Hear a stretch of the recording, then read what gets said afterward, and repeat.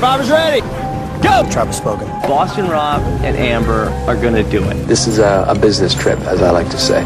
You, Brad Culpepper. I'm tired of you and the fucking chicken. You can call me the puppet master. They can be my little puppets. It's not like you're making me deal with the devil here. You get to milk your own milk, I guess. Who the hell voted for me? Chicken. Damn! We got enough rocks here, too. We could build a pretty decent shelter just using rocks. I'm supposed to talk lamb to you. You understand that better? Direct from Hobart, it's time for the only Survivor podcast in Australia dedicated to Survivor, bringing you all the latest interviews, episodes and opinions from the greatest reality show on the planet. It's Survivor Oz, and here's your host, Ben Waterworth. Hello everybody and welcome once again to Survivor Oz, Australia's #1 TV film podcast, the first time in 2015, and we have a new introduction, new quotes, nothing else. It was just the quotes that had changed. But look, it's fun, exciting, and hopefully you appreciate that, and you'll hear a lot more of it heading into this year. But we are very, very, very, very excited to be coming to you for the first time this year with our 29th Ozcap for San Juan Del Sur. Now, before I introduce the Ozlets who are with us today, let's just remind people that when we first started doing Ozcaps, these were always strictly set out at 1 hour episodes. Our first 10 of these, only one of them went any further really than an hour and 20 minutes. A few of them went a few minutes over, but not too much. We used to be very strict about this. The last 3 Ozcaps have all gone over 2 hours. The last one went over 3 hours. And considering the preview episode for this season went for 4 hours, we might be here for about 12 hours today. So let's buckle yourselves in for a fun ride. But let's introduce some Ozlets to get into this today. Joining me all the way from the US of A, where it is nice and early for him this morning. Please welcome back to Survivor Oz, Anthony John Rocker Rossi. Rossi, welcome back to Survivor Oz. Ew, Rocker? Yes, you resemble him significantly. So, welcome to the Ozcap. It's good to have you here. I would have. Brilliant. Joining us all the way from Queensland, it is a pleasure to welcome back Julian, Julie McGee Groneberg. Julian, welcome back to Survivor Oz. Oh, no titters for quitters. Oh, God. It started already. Does that mean that me and Rossi are dating then? Well, Julie McGee's cool, I guess, so I'll take that. We are 2 minutes and 3 seconds in, and already you brought up tits. Like, can we not remember what happened in the last Ozcap, Julian? If not, go back to the 1 hour roughly mark and you'll hear it. We got a 1 month suspension for that, Julian. The internet. The internet called us. They said, hello, you are banned for a month. Bye-bye. Our most explicit Ozcap ever. Oh, goodness. Joining us all the way from Emu Plains, it is a pleasure to have here Jared Baylor Wilson Lubeek. Jared, welcome back. Thank you. You picked just about my, let's see, second or third least favourite person, but I'll take it, and if I just get sick of being here, I'll just leave and watch the tennis. Beautiful. And, of course, joining us for his 29th Ozcap, meaning that, alongside me, the only person to have been on every single one of these now since the retirement of somebody. On that, Jared Elliott. Maybe this person will hang up about 10 minutes into this episode and then quit Survivor Oz. It is a pleasure to welcome back to the show, Noah Reed Kelly Groves. Noah, welcome back to Survivor Oz. Thanks for having me, and I love the new intro. And of course, we have Ben, Jaclyn, Schultz, Waterworth. Like, yes. Who else could it be? I'm hot. I can look at myself naked all the time. Rubbing your body all over at the moment. Oh, can I just like go and have a shower now for an hour? Like, Ozcaps are back, so yeah, welcome back. Celebrate good times. Welcome back to the inappropriateness that is an Ozcap. Considering that also our preview episode involved technical issues, please stand by. What issues will arise this week? Who knows? Now, if you've never listened to an Ozcap before, and this is your first one, welcome aboard. We essentially are going to go over the season. Mainly, we do it via players, and we bring up other things that happen during the season, have our thoughts, and then we close it out. We've got a bunch of Ozcap questions. It wouldn't be a Survivor Oz episode without some end of episode questions. And of course, I'll also go over some predictions that we had pre-season that we brought up in our preview episode, and we'll go over who was right, who was wrong, and everything else in between. Also in Ozcaps, we like to have sound effects. Now, I've gone back and started listening to old Ozcaps. The first sound effect was brought in the Australian outback, and it's stuck ever since. So it's only Borneo that didn't have sound effect. But for some reason now, considering that when we started doing Ozcaps, I think, Noah, we recorded them like once a week, didn't we? 2 a week even, I think, for a period there, weren't we doing? 2 a week when we wanted to splurge a bit. Yeah, and I think that was up to Philippines, was it not? Then we had to wait every 6 months till seasons were filmed. Yeah, CBS really holding us back. God, CBS. So we do these every 6 months. So our sound effects now, we've got to keep up. We've got a few now. We've got to do. I've got no less than, I think, 9 sound effects that I could choose from today. So let's quickly go through these. First of all, to celebrate the man that is Keith, we have a lovely spitting sound effect. All right, that's lovely. We also have to have some actual quotes. Now, we have to have a John Mish quote. If you can pick that up, that was him getting all excited for sugar. A Jeff Probst quote. This seems to be a bit of a staple now. I think since Blood vs. Water, I think the whole perform for me. So let's hear a bit of Jeff Probst. My life is fine. His life is fine. And for the rest of them, let's just hear some of that. I don't even need to introduce these. All right, there's one. There's another. Woo! She's still got honey in her hair. Oh, that's the whole thing. Won't play that. And she stepped in gum. So, look, there's a few here to go through, alright? I'll just... like a puzzle piece, all out of order. Yes. So, just Noah, for Noah's sake. He loves that line. Anyway, alright. But whatever it is, it's melting. It is. It's Dairy Queen. Hello. And Dairy Queen sponsor us. How would that be? Survivor Oz, sponsored by Dairy Queen. Baylor Wilson's favourite. But before I get initial impressions of this season, just a few things that we always start off with. We start off with the basics on the season itself. The 29th season of Survivor, of course, filmed in San Juan del Sur in Nicaragua. Funnily enough, the 3rd season to be filmed in Nicaragua after Nicaragua and Redemption Island was filmed between June the 2nd and July the 10th, 2014, broadcast between September the 24th, 2014 and December the 17th, 2014, and was one of only 3 seasons to go more than 39 days. 39 and a half days. Of course, the others being Blood vs. Water and Australian Outback. Now, before I go over some of the other twists and changes, I will get the thoughts and impressions first from around the room. Let's start with you, Rossi. San Juan del Sur. Thoughts on the season when you first watched it, and probably the only time you've watched it. I don't know if you've rewatched it yet. But anyway, thoughts. Going into it, I had less expectations, or I wasn't as excited as I was for the original Blood vs. Water. But overall, it was pretty good, pretty entertaining.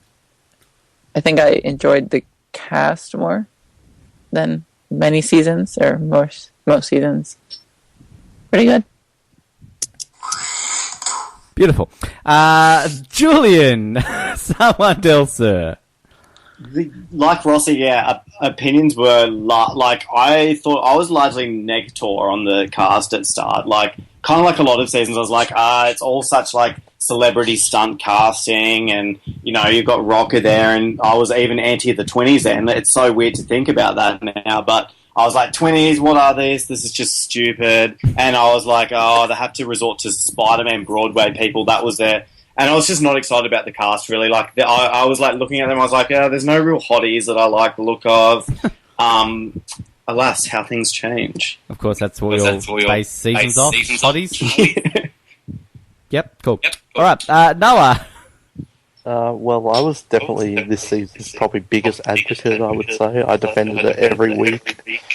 And I'm also echoing, but yeah, I defended it every week. I loved every episode. There were a few kind of quieter ones, but people hate the pre-merge, and we'll get to it. But I'm an advocate for the pre-merge as well, and I didn't really have any expectations going in. I kind of liked the cast, but I didn't know what to think, and I thought it was a brilliant season. Not top 10, but nearing on it. I thought it was great.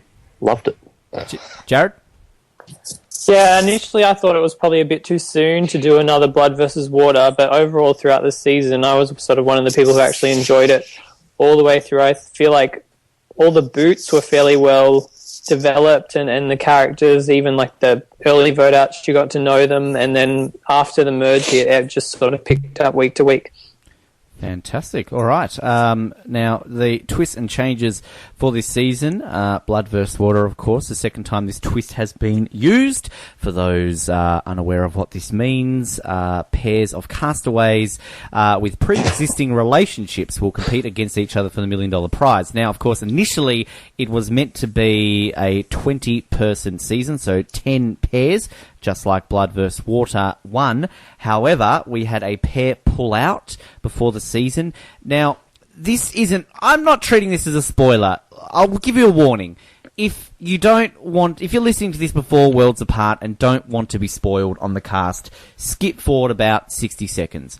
However, it has really all but been confirmed that one half of that duo that was meant to be on Juan Del Sur is going to be on Worlds Apart. So we still get to see a little bit of what we were expecting. The other person, I believe, was pregnant. I'm not sure if that was true in the end. Well, I was going to say, because how would they not know that girl? What, did they get knocked up on the plane? Well, I think it might be understandable to not know, like, for a week or so. Okay, so have you heard things that say otherwise now? I can't remember where we heard that, but yeah, not sure if that's true, but it could be true, so we'll learn when Worlds Apart comes, so maybe. Stay tuned for the next Ozcap.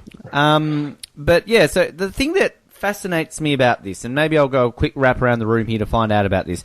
I mean, we know that a very similar situation happened in Blood vs. Water 1 with RC and a dad, Craig, that Craig allegedly had high blood pressure, which, of course... Don't tell me he was pregnant, too.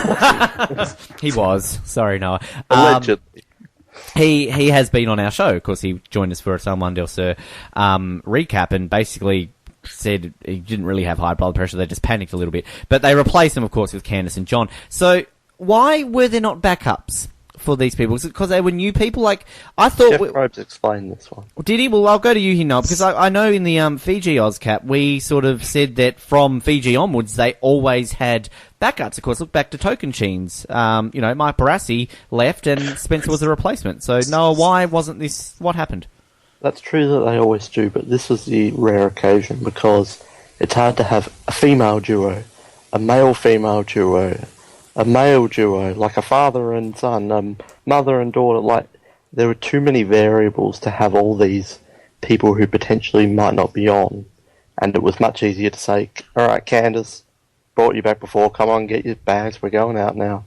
Like, and it's completely understandable why they didn't. And I'm glad they didn't in the end, because 18 is better than 20. So that is actually a very good point. But we don't like uneven genders. No, well, this joined Fiji as the only season to have uneven genders. So in the grand scheme of things, there will always have been 2 more male players than female players, unless they fix that up, which they won't. I mean, let's be honest. If it was the other way around, they would. But anyway. Yeah, they had male recruits. They just didn't have female,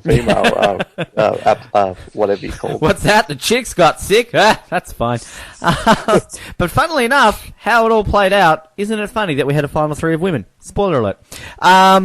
Unlike the first Blood vs. Water season, this was all new players. The second season in a row, this is the first time since Samoa and Token Cheens that we had back-to-back new player seasons. And unlike the first Blood vs. Water, Redemption Island wasn't in play. It was scrapped, and Exile Island was brought back for the first time in 11 seasons. We will be talking about that, no doubt, very shortly. Day Zero was back this season. Kind of more pointless this season, I feel, than Blood vs. Water. Again, we will talk about that in a second. And as always, Survivor Wiki likes to put that there was a tribe switch as a twist/change. I think it's more of a twist/change if there wasn't a tribe switch now. But anyway. So on those, I'll start with Jared for this one. Day Zero. Was it pointless this time around? Did you still like seeing Day Zero, Jared? I still like seeing it. I think on a sort of a new season cast, it was probably more important than the last one just because you sort of weren't really familiar with anybody going in. I think the best thing about it was just the way that it was shot, kind of that continuous helicopter kind of sweeping around the island from pair to pair was really cool and a really good start to the season. I just chime in and say the two things I liked about it. We got the only real twinny interaction all season. And, of course, Baylor and the monkeys, which found herself in a... Oh, love it. Noah, Day Zero. I don't know what crack you're smoking, because Day Zero is awesome. I'm a huge advocate for it. If they do Blood vs. Water 3 and it's not there, then shame on them. It shows all the couples, and sometimes this is the only chance we get to see the couples together, and it's like the good old days of here's John Carroll, a lawyer from blah blah blah, and turning their head awkwardly. Like, you get to know everyone straight up. I hate it that they got rid of that. So it's so good to have that back, and we had so many fun moments, and I'd say, I really don't know what you want, because I would say it's more important and less pointless this time than it was the first one, and like we had Keith and Wes with the Flint debacle and the monkeys and Natalie, no, you don't do that. There was so much. It was so good. This really set the tone for the season, so I really don't know what you're on with that. So that's a veto from you, is it? That'll make sense in a month. Julian, Day Zero? I kind of agree that like they could have done it like without having a half day. Like it seems, I just like the round 39 days. Like it seems kind of like, because it's technically like 39 and a half days or something. It's just like, just do 39 and have them like get those confessionals anyway and then make them meet up. It just seems a little bit like a gimmicky and a bit pointless. But yeah, like I like what you guys were saying about it was good to get that sort of like the monkeys and other sort of stuff, but they could have started the game on day 2 and done that, or I don't know. Noah, you've changed my mind a little bit. I think I will veto myself and put it a bit higher. Ben, these jokes aren't funny until February. Veto, Rossi. Veto. Until February when they're still not funny. Rossi, Day Zero. I agree completely with Noah. I think it's great. It's like an old school, like themed twist, I guess. And if it's a twist, but yeah, I mean, like it's the only way we're going to get to know these people, so we might as well do it. Alrighty. What about Exile Island, Rossi? Were you glad to see it back? Just overall thoughts of this, because I don't think we will bring it up too much because it didn't really play too much into the game in general. Obviously, there were some aspects it did, but overall thoughts at the beginning and how it all played out. Was Exile Island a waste of time, Rossi? I don't know. I don't really care. Brilliant. Jared? I think it's kind of both. I feel like post-merge it was a bit pointless, although it did sort of establish the chance for sort of cross-tribe alliances to form. But I think sort of deep in the merge when people were going there and they were really sort of being like physically and emotionally depleted coming back, it was sort of worth its while, and having the idol there sort of added an element to strategy, even though you just had to flip over a rock to find it. But I've just been watching Panama, and I think Exile Island sort of definitely works better on seasons where it's rainy all the time, the weather's horrible, and that person's by themselves miserable for a couple of days. And it... Yep, all right. Noah? I've always been a fan of Exile Island. I'm probably Exile Island's one and only fan. I like the twist, and there's so many different variables that they explored. And I always hoped that one day it would come back. And 11 seasons or whatever later, it did. And it didn't work. Redemption Island worked with... I'm currently writing my article about this, so I'm kind of debating this. Redemption Island worked with Blood vs. Water 1, but I didn't want to see it back. Like, we didn't need it back. It worked, but whatever. I was going to ask that next, yeah, sorry. Exile Island had so much potential, and this isn't tooting my own horn, but do you remember months before the season started, I said, Exile Island should be on Juan Del Sur. And then fast forward 2 months later, it was. So I was right. But then... It's just us predicting things again, Noah. CBS, listen to us. CBS hacking into the Survivor Roles Oslo Hangout. But what I said is it should have been loved ones going together and then them deciding who should have the idol, who needs the idol, and, oh, what's going on at your camp? Yeah, this is happening with mine. All right, we found the idol. I'm in a pretty good position. You should have the idol because you're on the bottom. So there you go, Jaclyn. You go back to your tribe with the idol. It shouldn't have been loved ones competing in the duels. Yeah, it was kind of dramatic, but it really wasn't. So how good would it have been loved ones together at Redemption Exile Island? And we really would have got a chance to see, like, I don't know, Natalie and Nadia, who never got a chance to play together. It would have given us that chance and really enhanced the Blood vs. Water theme. So, missed opportunity there, and I don't think in the end it really worked. Julian, I want your thoughts on this, but a couple of questions I will bring up that you can add to your whatever you're going to say here. Would you prefer Redemption Island over Exile? And actually, I'll ask the second part of that question separately because it's probably going to be a bit more debatable. So, yeah, Julian, talk about Exile, and would you prefer Redemption over Exile? Well, I was going to say it's interesting you asked that because at first I was saying, yeah, like the first Redemption Island in Blood vs. Water worked pretty well and I enjoyed it. And I've just been rewatching the first Blood vs. Water and I still enjoy it. But Noah said, like, yeah, Exile Island was good probably till the pre-merge, but they should have done what Noah said because that's a very good point. Like, that would have been really cool seeing the couples, get that screen time together when they're on different tribes. So, yeah, like, it could have been done better. I don't want to see Exile Island back for quite a while now, to be honest. I'd rather see Redemption back. All right. One-word answer here from Rossi, Jared, and Noah. Start with you, Rossi. Exile or Redemption, what would have you preferred? Neither. Jared? Exile. Noah? I think you already answered that, really, but... Well, yeah, Exile. Okay. Now, the question I just want to quickly ask, because I honestly can't remember who it was who brought it up in their interview, their recap episode. It was never said that they couldn't choose themselves. Like, for example, when Jeremy beat Val, could Jeremy have technically chosen himself to go? Like, was that ever...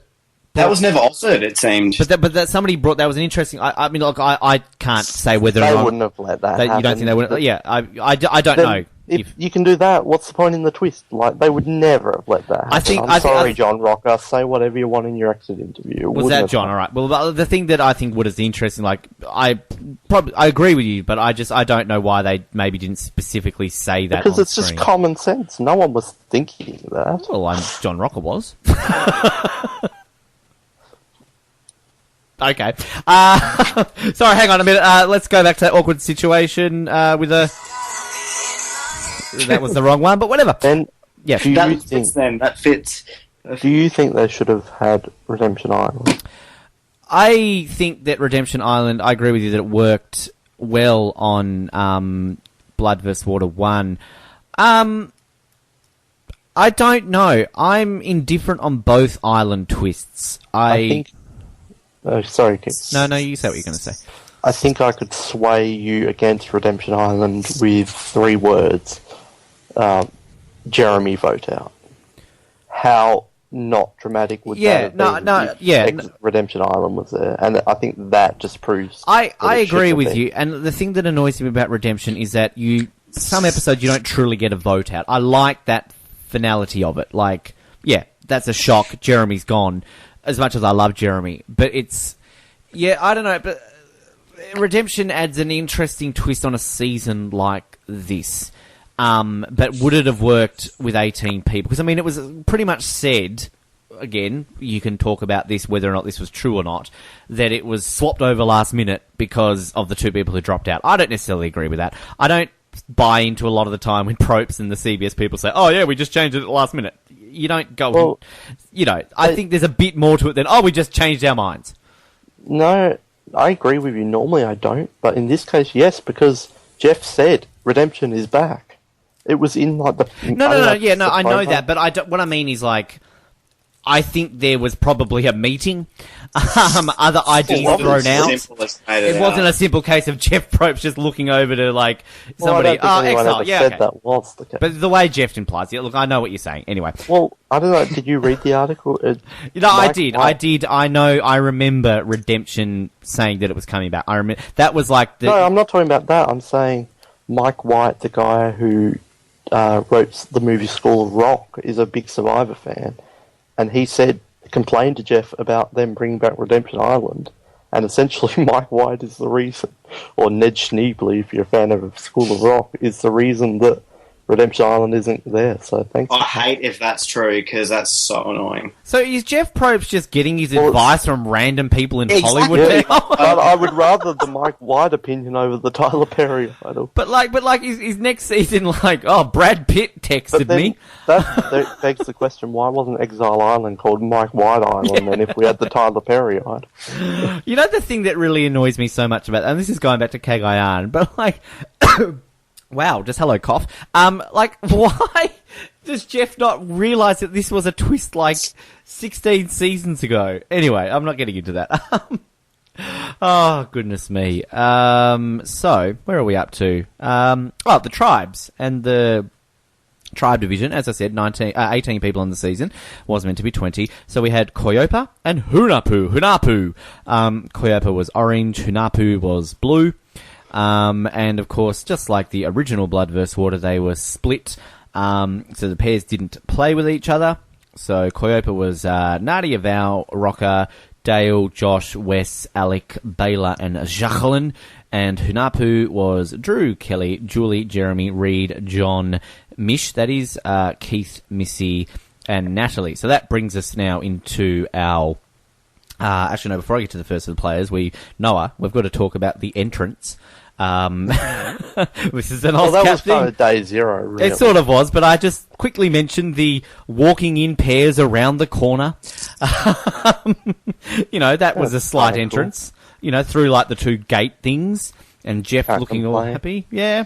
How would you rate that as a rating? As an entrance, I should say?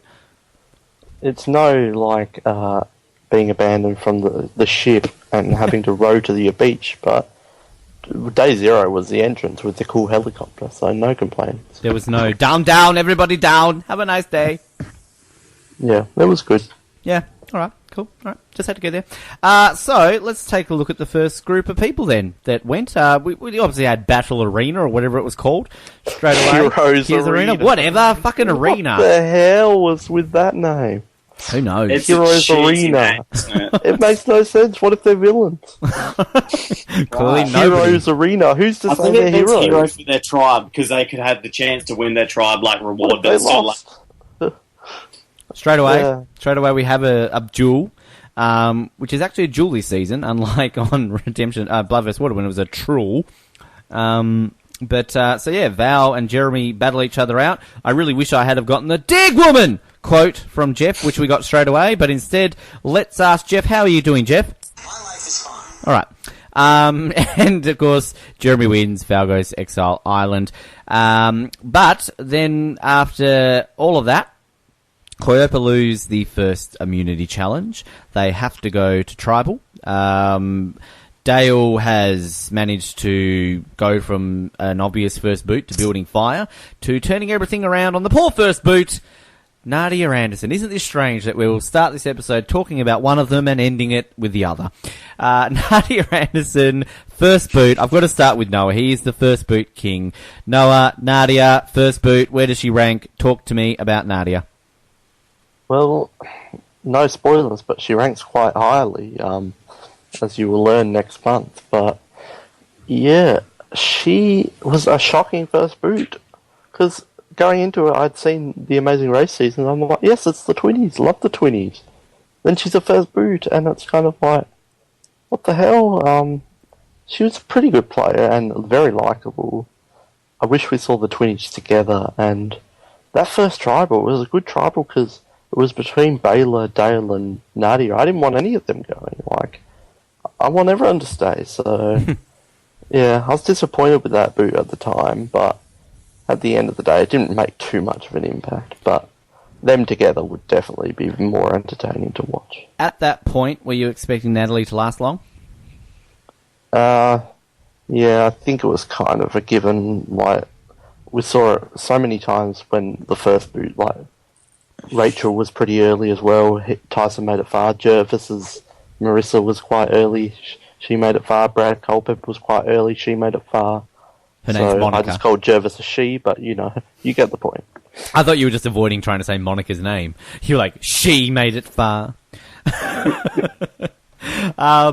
So Nadia went 5 votes, 3 votes to Dale and 1 to Baylor. Julian, Nadia.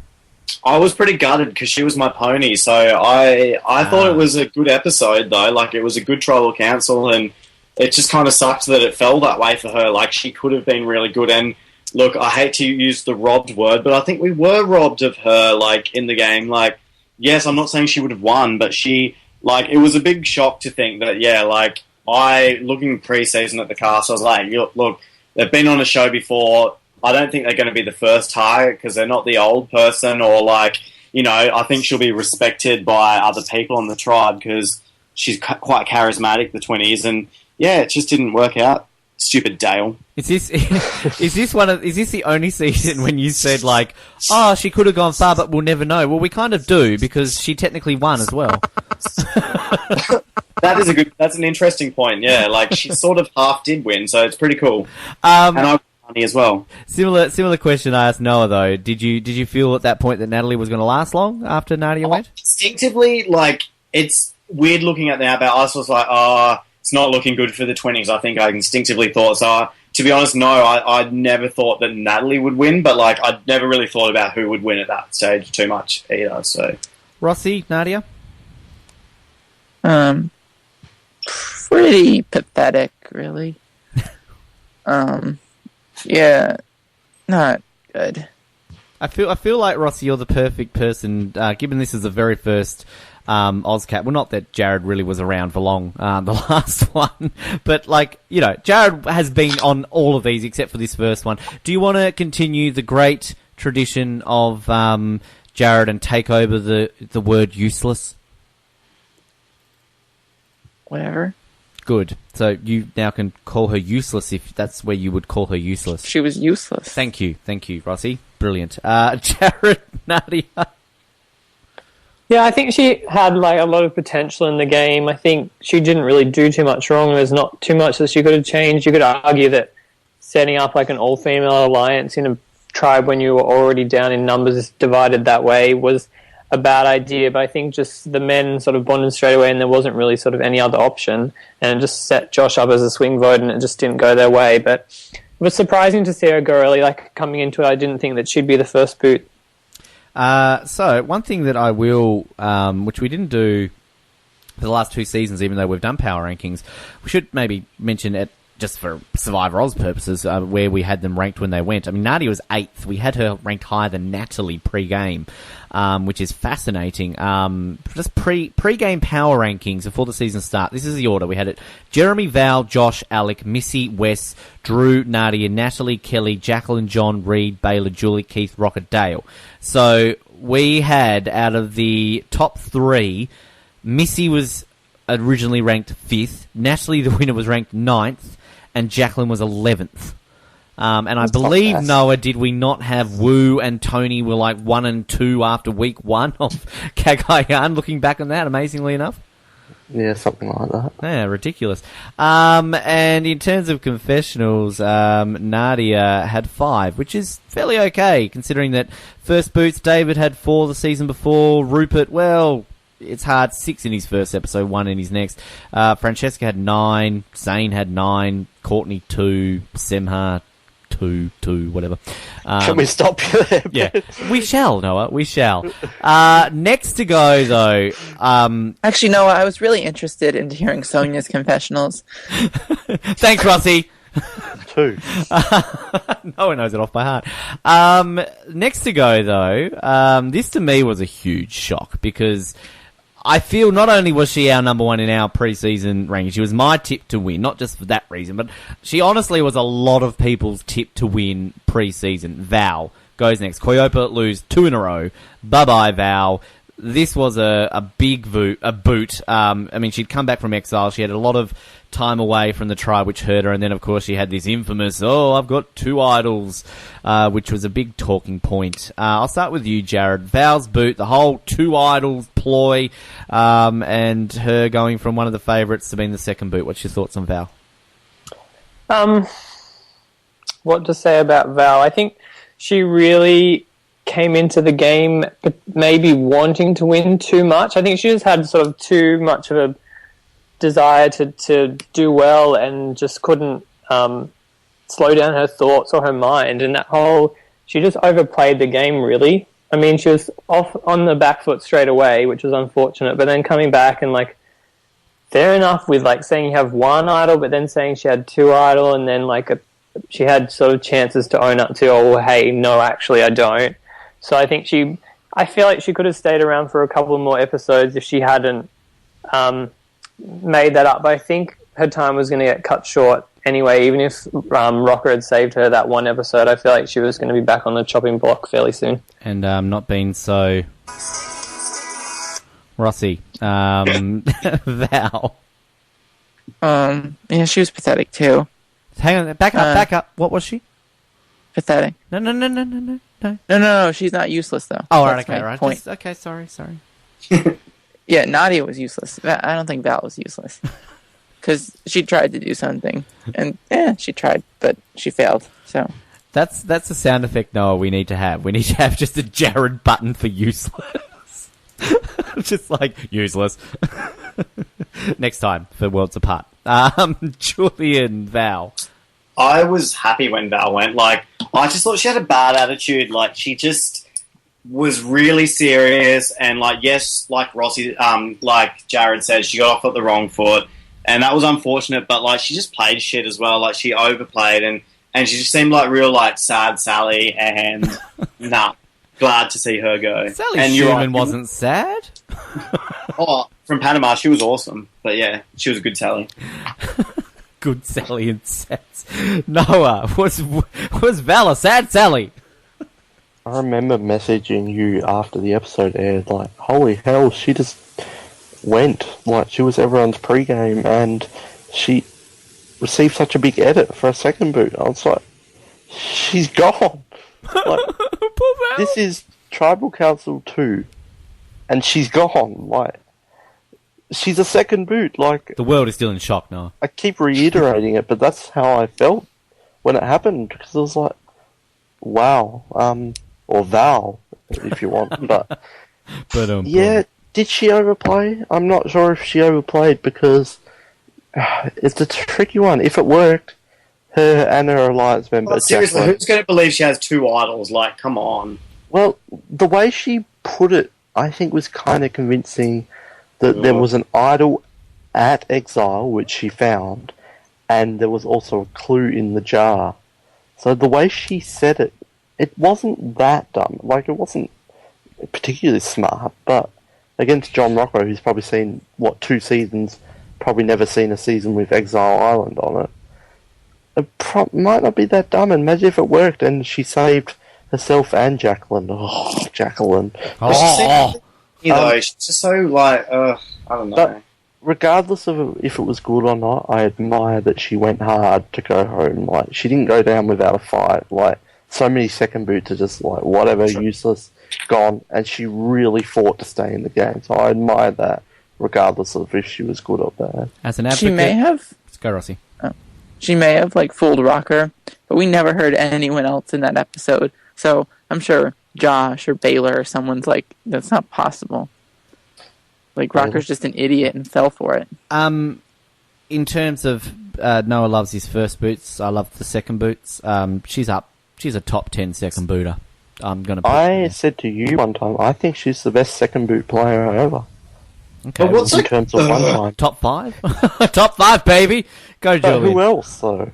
I just like Russell. She's so rated though. Like she was so rated preseason, and like she's still kind of rated, and she did shit. Like how is that a second top boot? Like I don't know. Yeah, but How who can you else, fairly rank second boots, though, Julian, on that opinion? Well, that's also true, indeed. Yeah, like she's kind of memorable, I suppose. Yeah, like just who else though is? Hey, what? No, I think Melinda Hyder's pretty good. Hey, I'm not saying she's brilliant. I just don't know any other second boots who are better.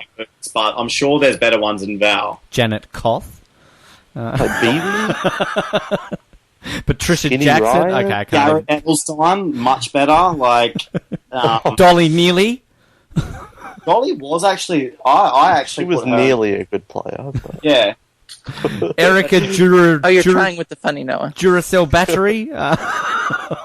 All right, that's the second. I can't say her last name. Val was 12th on the power rankings the week that she went. In terms of confessionals, she had a very high average, 3.5 an episode. She had 7 in total, and her vote out, of course, was initially a tie. We didn't mention that. Baylor 4-4 split. And then everybody, except for Jaclyn, voted for Val.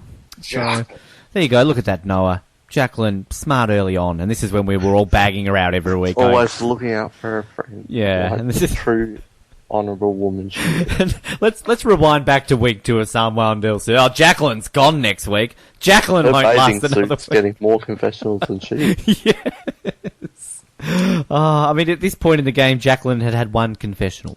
So, anyway, bless you, Jaclyn. We love you. Alrighty, next to go, Koyopa, 3 in a row. We will talk, of course, about Hunapu and the whole losing the Flint and the food situation very shortly. We need to group these Koyopa trio in a row, particularly when it comes to this person. And I'm going to start with Noah, because I know, Noah, you're like me and you're a bit of a Rocker advocate. John Rocker was next to go. Noah, hit me with some Rocker love. You can burn me at the stake if you want, but I'm a Rocker fan. There, I've said it. It's out. He said one semi-sexist thing. I would argue Drew was more sexist. So, yeah, there was a little bit in there, but I never heard him say racist, sexist, homophobic stuff. Maybe he said stuff outside of it. I look at people inside the game. I don't look at people and what they did outside of it. Because that just doesn't factor into me. I hate it. Final tribal argument. I'm poor. Vote for me. I need the money. I hate stuff like that. It's in-game. It's so irrelevant to me. Some people may look at it. It just doesn't matter to me. So I didn't look at him like that. Just as I don't look at like Jeff Kent, who's a millionaire like that. So I just went in with fresh, and he played hard. And he made a few mistakes, yes. I truly believe he was voted out because of the pressure of who he was against Tunabu. Like, it's pretty good when you have people defending John Rocker, who's this big reputation, on their tribe, like Dale and Alec and Wes. He's our tribe mate, we don't care, whatever. So if that's happening, props to him that he could do that, and I think he would have lasted if he wasn't John Rocker, and... curse me again, tie me to the stake, burn me a second time. I don't mind the stunt casting, because Survivor is supposed to be bringing different people from different worlds together.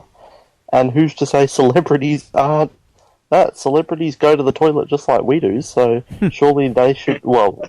We really do. Seat warmers on their toilet, and like fluffiness. But yeah, I don't mind the stunt casting, but I think I would have liked to have seen Rocker go further, if only for the debate on the autopsies, which was a lot of fun for the 3 episodes he was in. Alright, let's go to Jared next. Rocker. Coming into the season, I thought that I'd hate him, but then throughout it, I thought he was one of the better characters early on. I would have loved for if the sort of whole Rocker-Jeremy alliance had worked out. That would have been interesting to see merge or the tribe swap.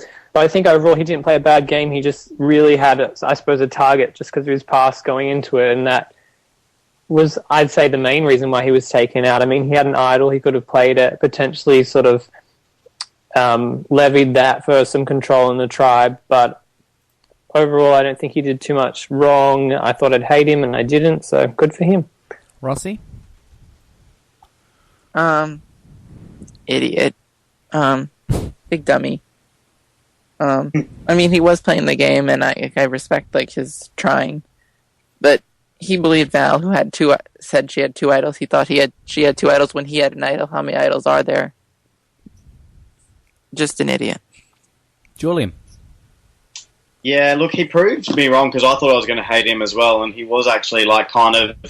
I liked how we saw a little bit of his feistiness. I think he's an alright guy, like, exactly, like, he did prove everyone wrong. Like, everyone's almost unanimous thinking he was going to be bigoted, like, they just put him in to stir stuff up, but he really played opposite of that, and, like, I was a little bit disappointed he went because I thought he could have been a really interesting character to watch for longer, so, I don't know, yeah, like, I thought he was half good. Half good. Half good. Half good. Half good. Half good. Oh, I can hear myself. Hello, Ben. How are you, Ben? Oh, no, I've gone now. All right, I would like to present to you a random John Rocker trivia brought to you by... That was the wrong one. But brought to you by... Sugar.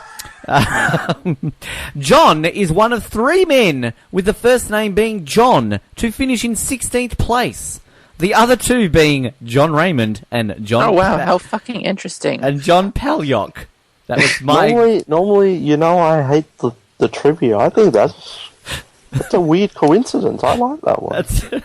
I was hoping... That's so random. I was hoping it would tell me what number contestant he was to be voted out with an idol, but no.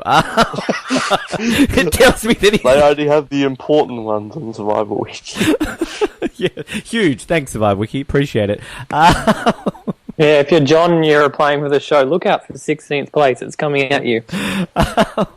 He finishes 11 confessionals. He ended up with 2 more confessionals than Wes, who lasted a good, 8 episodes longer than him. We had him at, where are we? 9th the week that he was voted out as well. And yeah, that was the end of Rocker. Now, before we get to, Drew, sorry, I was trying to think of something to say with Drew, but what can you say with Drew? The whole Hunapu situation, they lost the Flint. They started bartering with Jeff.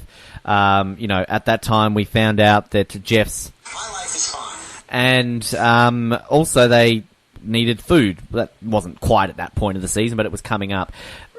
Jared, this whole situation, since when has Survivor been about bartering? I mean, what did you think about all of this that was happening with, hey Jeff, can we do this with this?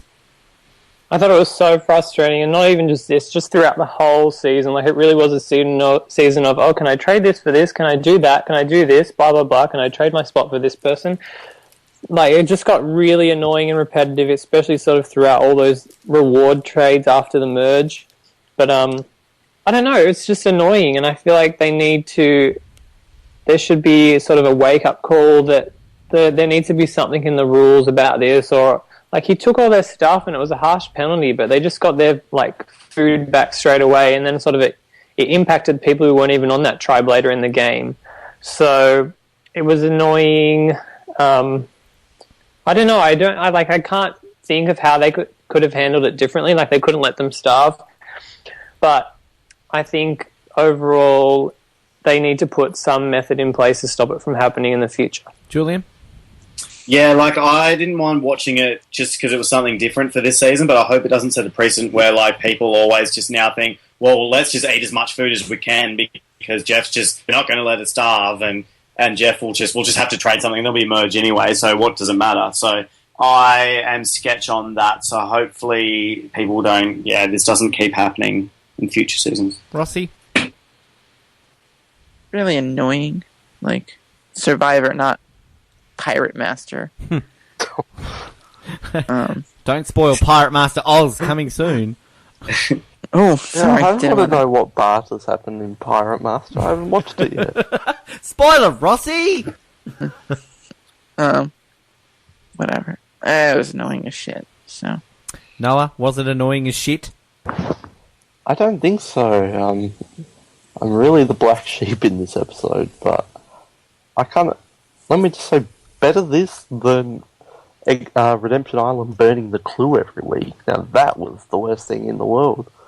I agree with Jared that post-merge giving up rewards, that was annoying. I liked the barter because it was so funny. We got so many classic Jeff moments from that. All the great Jeff moments came from that, and it's worth it just for them to refine the flint and to Drew to try and barter when they found the flint again, and Jeff not having any of it. And then the rice thing, it's like Jeff even said, the first time since the Australian Outback. That's kind of cool.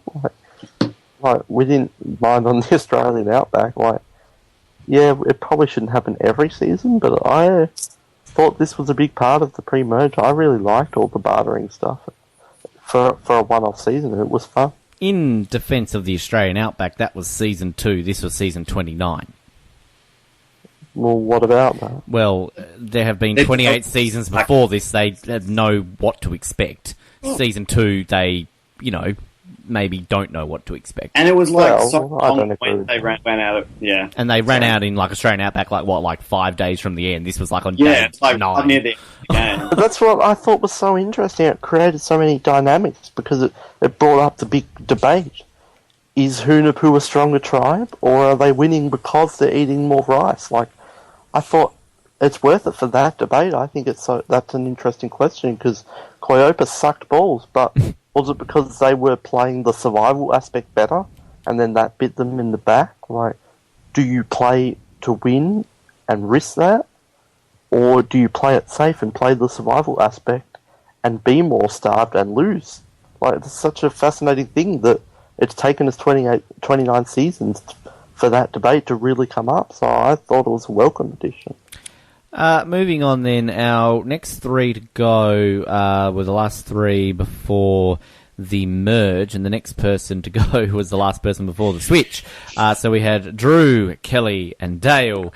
Now, Drew, bless his cotton little heart, arguably a very entertaining episode. Arguably one of the worst players in the history of Survivor. Let's start with you, Jared. Drew Christie, what can be said? I think just that it was a great episode. Like, watching it back, I could just imagine being him watching it back. You'd have to feel so stupid and just not even just want to go out the next day. But in all honesty, Jared, I don't think he gave a shit based on his exit interview. It was so worth it just for him being on the season, even though he was horrible and terrible. It was so worth it just for that episode. I mean, as soon as he had so many outs of that situation and chances to not be the person voted off if he just had agreed to anything. But he was just so stubborn and closed-minded that Kelly had to go. It's got to be Kelly. And then it came back and bit him in the butt. Throwing the challenge, of course. We need to mention that. True. Throwing the challenge. And I think we need to mention that it wasn't Kelly that needed to go, it was those bitches that need to go. Oh, no, talk about Drew, please. I think you disagree with me after this aired. I think this could be a top 20 Survivor episode. It was so good. Like, I think this is the best episode of the season by far, and everything is great about this episode. And the Tribal Council, everyone, Drew was the obvious boot. I'm just must be dumb because I thought, yeah, he could be going, but I also could have seen Kelly going because she had no edit at that point, and we saw what happened next week. So I thought, and then there was the Keith stuff with the sub-alliances. So the Tribal Council was so dramatic. 3 people who you could easily see going home were all getting so close votes, and just everything about that episode is so good, but I really need to bow down to the editors because they could have so just had him as a nobody character voted out, but they chose to edit this as the most epic downfall ever in Survivor. Like, this character who had only snippets of weirdness in him finally breaks out, and it's like, oh my, there's so much Drew, what's going on? And like, it was the Josh and Jeremy show guest starring Keith at this point. Josh didn't even get a confessional, and Jeremy was barely in it. Like, one of the major criticisms was the lack, the editing, it was really off-kilter. And I'll accept that. There was too much Josh, Jeremy, and Keith, and not other characters. But like, it really was such a different... It was like somebody else edited the episode. It was so different. And I just love that they did that with Drew. And, like, yeah, he's an awful player, but this was one of my favourite moments of the season. I'm so glad they had this and the Drew downfall. Like, yeah, his brother, whatever, but I'm so glad they put Drew on this season. Bada bim, bada boom, and I really wish I had that sound effect, which I completely forgot about it. Who haven't we asked? I don't think I've asked you, Rossi, about Drew, have I? No. Well, please, talk. Dumb as shit. Pretty useless. There it is. Like, normally you tell people to be yourself. Drew, be someone else. Who would you like him to be? No. Batman? Always be Batman? No, because then an idiot wouldn't know what to do. If Drew is Batman, then I feel very sorry for Gotham City. Gee. I'm Batman. Bitches. If Drew's Batman, like, bada bim, bada bat. I'm bada bim, bada boo. And what was it? Who did he get confused? Josh and Reed? Like, go Reed! We're going for Josh, dude! Who was it them? Yeah, that was Drew, yeah. Yes. He's not on our tribe. Oh. Now, I'm just scrolling through here, and somebody please feel free to message me and correct me. But based on my super quick 30-second analysis, Drew is equal second in terms of most confessionals in a fourth episode ever in the history of Survivor. He got 9 confessionals. Here's a question for you.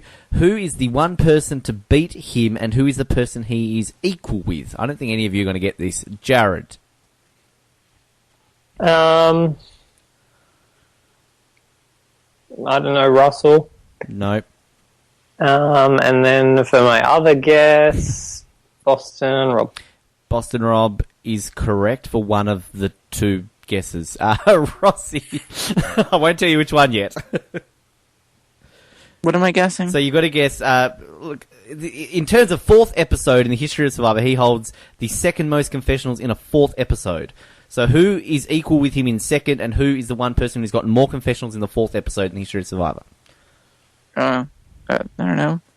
I don't know. Gina Cruz? Well, you actually are correct. Gina Cruz got 11 in Marquesas in the fourth episode, believe it or not. And Boston Rob got 9 in the fourth episode of Redemption Island. So there you go, Noah. So much for us not getting it, Ben. What? So much for us not getting it. Yeah, I hit that one well, didn't I? Good job. Julian, did I ask you about Drew? Yes? No? No, I just think, like, yeah, it was entertaining and he was good, but he was stupid, so he was good to watch. Yes. Brilliant. Okay, random Drew fact, he's allergic to crabs and shellfish and wasn't able to eat what his tribe mates could. There you go. So that's how they ran out of rice so quickly. Yes. Dude, we've got to eat all the rice. And on our power rankings that week, he was not on it, apparently. He was 13th. I looked at the wrong one. Okay, so the tribes then switched. We had this interesting divide where New Hunapu had 3 pairs on it. New Koyopa had 3 pairs on it, I apologise, and Keith was solitary by himself, so we had Dale and Kelly, we had John and Jaclyn, and Missy and Baylor, and Keith by himself, and Hunapu had 1 pair, and the rest were singles, so we had Josh and Reed, and then the singles of Julie, Wes, Jeremy, Wes isn't a single, but he was separated from Keith, obviously, and Alec. And Natalie, of course, too. So then we had Koyopa still lost, and we had this very interesting tribal council and the decision how it was going to play out. Possibly looked like Keith might be on the outs, but that was when he found the idol, or did he find that just before? found that before. Find Because of the sub-alliance. That is very true. Thank you, Noah. Can I chuck out a question for you guys? You may, yes. Do we get the tinfoil hat out for the tribe divides? I love the way that it ended up because it was so fascinating. The alternating sides, like 3 couples and a single, and then all the singles in one couple. But do we get the tinfoil hat out for that one? As in, like, do you think this is a little bit... Yeah, it seems almost too good. A little bit all-stars-ish?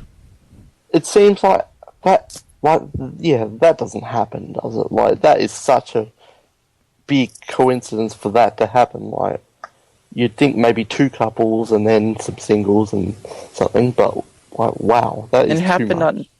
It happened on the last Blood vs. Water too, with all the girls and then Venus and then all the guys in Sierra. I was about to say that. Yeah, I don't know. Julian, what do you think?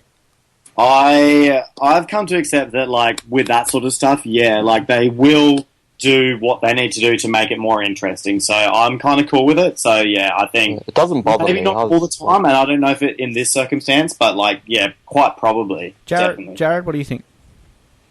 I don't think so. I don't think they would have wanted the tribes necessarily divided by that. I think they probably wanted everybody to be apart from their loved ones just so that there was no kind of obvious target. I think the game is more interesting if you have all the sort of singles together rather than pairs, because then it just takes 2 pairs to sort of run that tribe. One thing I want to quickly bring up before we get to the Kelly vote. The Drew vote out, we had 4 people voted for. I don't know when the last time we had 4 people voted for in one tribal council was. I don't know if anybody can think off the top of their head. That's why that episode was so good. Yeah, I mean, we had Drew, Julie, Keith, and Kelly all voted for in that episode. So yeah, they were a hot mess, Jeff. Yeah, I'd love somebody to find that out, even on this episode, or somebody can message in if we don't come to a conclusion. Like, when was the last... Borneo, episode 7. Maybe, you could probably be right there, Noah. So, yeah, Kelly comes. This is the first real time, of course, where we see John and Jaclyn in the middle, which is, incidentally, I believe, their favourite position. What? That was a terrible thing to say. Not as worse as what we said in the preview episode. But they basically had to decide whether to side with Baylor and Missy or Kelly and Dale. In the end, of course, they sided with Baylor and Missy, which would become quite significant, really, for the end game as well. Kelly was the one to go. 3-2-2 was the final vote. I was so devastated because not only do I love Kelly, she was also my bloody pony, so I lost out on bloody money, bloody again. Rossi, Kelly. What were your thoughts on her? No, I really liked Kelly. I feel like she had the makings to be a decent, fine, alright player. I think I liked her dislike of Drew, because that's how I felt. And I don't know, I think she could have been that good blend of character and player that we don't really get that often. Okay, here's one I'll throw to you here, Noah, but I'm sure you were aware of this. I think this has come out a few times. But according to Dale on his Survivor Live interview, he and Kelly actually went for the Amazing Race but were asked to join Survivor instead. So you can add this element into your answer here to Kelly, Noah, but given that you're obviously a bit of an Amazing Race bandwagon, well, not bandwagon, that's a mean thing to say, Amazing Race fan at the moment, you can also add, how do you think they would have gone on the Amazing Race? I don't think anyone bandwagons. No, that was a terrible... I don't know why that word popped into my head. Oh, bandwagon, hello! It's not like this thing that all the hipsters are watching the Hang on!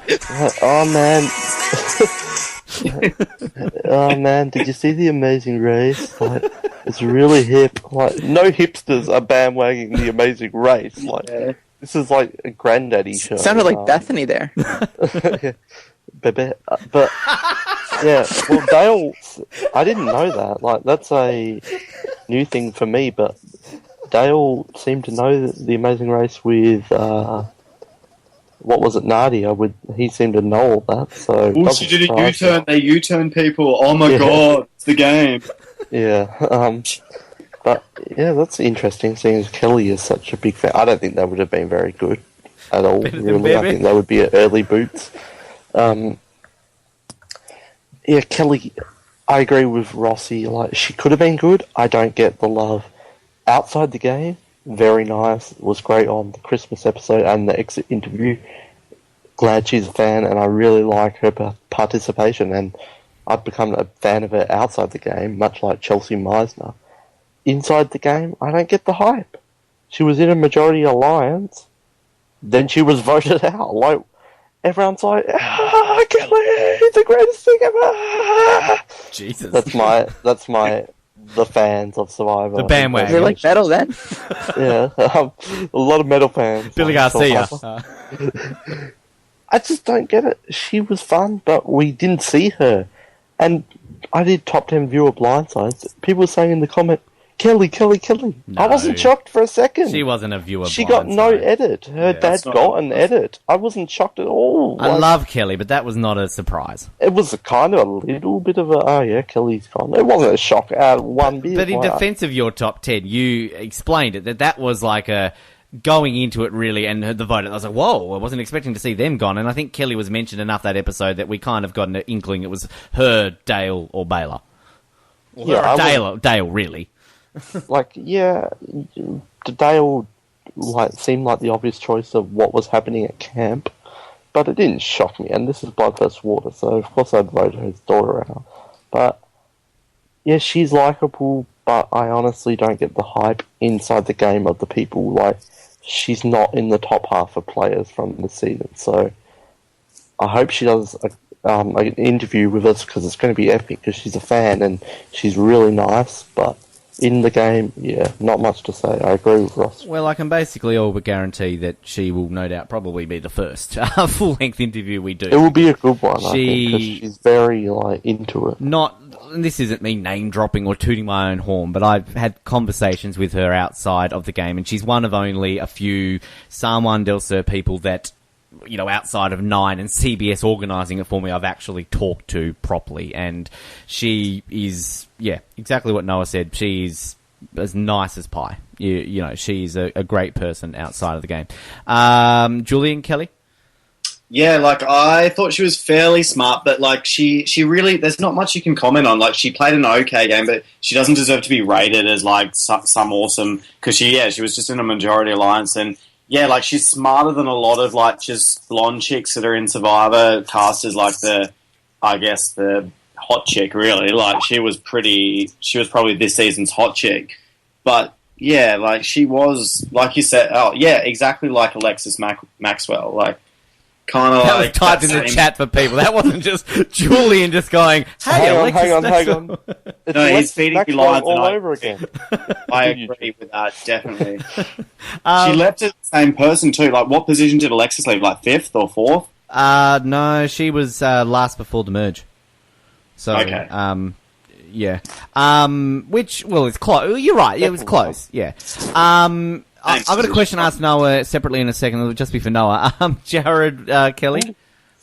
Yeah, I don't really have any strong opinions on her. I mean, of all the pre-merge boots, she was the least visible, so you couldn't really get a read on her game. I mean, I was hoping that Dale would go home instead of her, but I don't know. I don't know if she would have had a major impact on the game if she'd stuck around any longer. I'm not going to go into too much detail with this one because it wouldn't make sense, but I'm just going to flat out ask Noah, who's better, Reed or Kelly? Reed. Okay. All right. Reed Kelly. I just wanted to ask you. That's funny. Yeah, Reed. Yeah, it is funny actually. Well, there you go. I should have just said Reed Kelly. Alrighty. So then we move into the last person to be voted out before the merge, Mr. Dale Wentworth, Kelly's dad. Of course, he was completely on the outs. He lost Kelly. Farm Guy 69. And if you want to find out why that is his Twitter handle, please listen to the Dale Wentworth exit interview via SurvivorOz.com. Interesting play by Dale. He fashioned he didn't fashion a fake idol. Of course, he found that on top of the idol, the rice box, was it, or the tree mail? And so he kept it and tried to play it off one with John, which, nearly worked, but ultimately it didn't because he was voted out. Jared, Dale Wentworth. Oh, I didn't really like him as a character. He just came across really grouchy. I think I like sort of the play with the fake idol. I thought that was really sort of smart to just see something around camp and just sort of save it for later. And I was glad that it came into play. I mean, he probably could have played that better, maybe sort of bring it up at Tribal Council just to try and sort of confuse the vote. But I mean, the vote was going to be split anyway, so it wasn't going to make a huge difference. Rossi.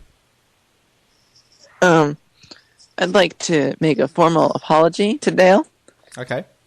I made some hasty comments in the preview episode on what I thought about Dale, so I'd like to take those back. And because originally I did not like Dale, and now I actually really enjoy it. If only anyone could remember what was said. I remember it, Rossi. I'm glad you are apologising for those things that you said. moment, yeah. I know it. Fuck off, Noah. Well, that was kind of the hint to maybe you want to remind us what was said. Well, I said he should fall off some bridges. Oh, I think Yes, you've been I talking to remember You've that been now. talking to Kate a lot in the last few months, haven't you? Good. All right, continue your talk about Dale. clearly not. Oh no, Awkward I silence. just yeah, I like Dale. I think he was pretty good. Not great, but fun to watch and someone to cheer on as you watch on the TV.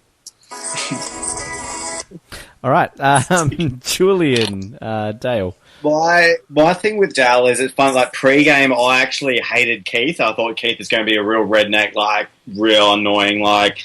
And I was kind of rooting for an old guy like Dale, but then it turned out to be the opposite. Like as soon as he was like against Nadia, I was just like, oh, I don't like him. And then he did just get a little bit grouchy and a little bit like bad social awareness with Missy and Baylor. And his daughter was trying to tell him that, and he was just sort of stubborn and set in his ways. And he even admitted that pre-game. He's like, I live on a farm like by myself. So I don't know. He did all right, but I was pretty happy when he went. Noah? He showed so much promise to start with, and then he turned into a whingy bitch. He did. Going into it, I had no expectations for him. Then after the first episode, I'm like, oh, Dale, he's got one of the biggest edits of the episode. Like, he could go on to be a massive player. And, yeah, well, we saw what happened. Like, he was just complaining all the time, but he was a decent player. He was in an alliance. Probably would have went home if it wasn't for Drew. And he tried. I admire again for him trying to stay in the game with the idol. And that was kind of the Chekhov's gun. We knew that would be coming up when we saw that in episode 1, and it finally did. And yeah, he tried, but a little too late, I think. So a good pre-merge character, but in the end, not the greatest player out there. Fun on Twitter, though. Yeah, fun on Twitter. Him and Kelly are very bitchy on Twitter, actually. That's what Twitter's for. Kelly was third on our power rankings the week she went, interestingly enough. Wow. And Dale was dead last, so it's one of the few that we got absolutely right. Well, actually, the next one we got right, too. And just going over, Kelly had 7 confessionals in total, and Dale had 14. So he had a few. I don't think I mentioned Drew's total. Drew total 12 for his confessionals. The merge came about. Dun dun dun. We had a green tribe buff. You're welcome, Survivor fans. And the merged tribe, of course, was called Hoyopa. Another one of these ones where they've merged the names together. I like that. I don't know if we really talk too much about that. It's simple. It's an easy way out, I guess. But you just look and say, at least it's not no bag. Or yin yang. I love yin yang. Yeah, no. I'm surprised they've never gone, we're the Sprint tribe. It's weird though with the merged tribe names, they're never as good as the original tribe names, even if they are a combination. They just feel like an afterthought. But yeah. What would everyone's... Yeah, they're never actually spoken more than once. And then you didn't mention it's hashtag Huopa. Sorry, yes, I apologise. But I want to know what everyone's merged tribe name would be if you were on Survivor. Watch 2.5 Men Thursdays on CBS. I would say something less promotional to do with Nicaragua. I don't know. Watch 2.5 Men Thursdays on CBS. Wins immunity. That's a good question, Noah, actually. Jared, what would you have? Well, as much as we bag out no bag, I'd probably go a similar style and call it Dorridge. Dorridge? Mm. Is that you backwards, is it? Jared spelt backwards. All right. Dorridge, that sounds like a tribe. So, in that case, Rossi, would yours be Isor? No, I don't know. I don't like the reverse name thing. Okay. All right. I don't know. I'd probably name it like Rebecca or something. Let's be honest. We'd all call it. You know? All right. Dairy Queen wins immunity. So, at this point, we have Josh v. Jeremy as the battle for control of John and Jaclyn takes place. And at this point, John and Jaclyn seem to be siding with Josh and Reed. So, things look dangerous for Jeremy. Dun dun dun. What will happen? Julie quits. And then we will get to what happens next. But Hashtag trail mix scandal. Trail mix scandal. One of the worst hashtags ever. Julie quits. Now, look, barrage of social media complaints. I'm going to be writing an article called The Q Word about quitters soonish. When I pull my finger out of my ass and do it. But I want to hear thoughts on Julie McGee, the quit, everything else. That's funny, Noah. No. Okay, let's start with you, Julian. Noah, just laughing by yourself. Noah laughing by himself now. Sorry, go, Julian.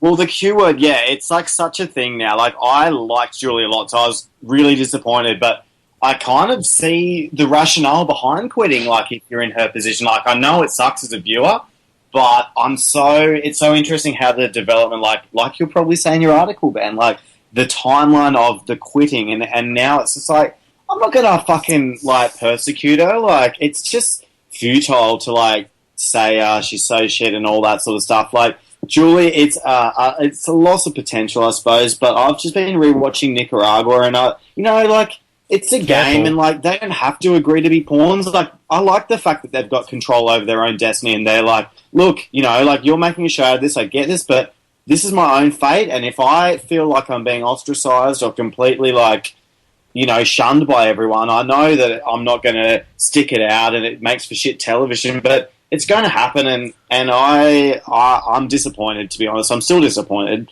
but, yeah, look, fair enough. She quit when she did because she was smart. She's like, well, I want to be able to see Rocker and go on holiday, so, yeah, whatever. The argument that a lot of people had was, this was the third season in a row we'd had a quitter. If you want to be technical, Brandon, I know Noah's about to chime in and go off me here. Brandon's not a quit.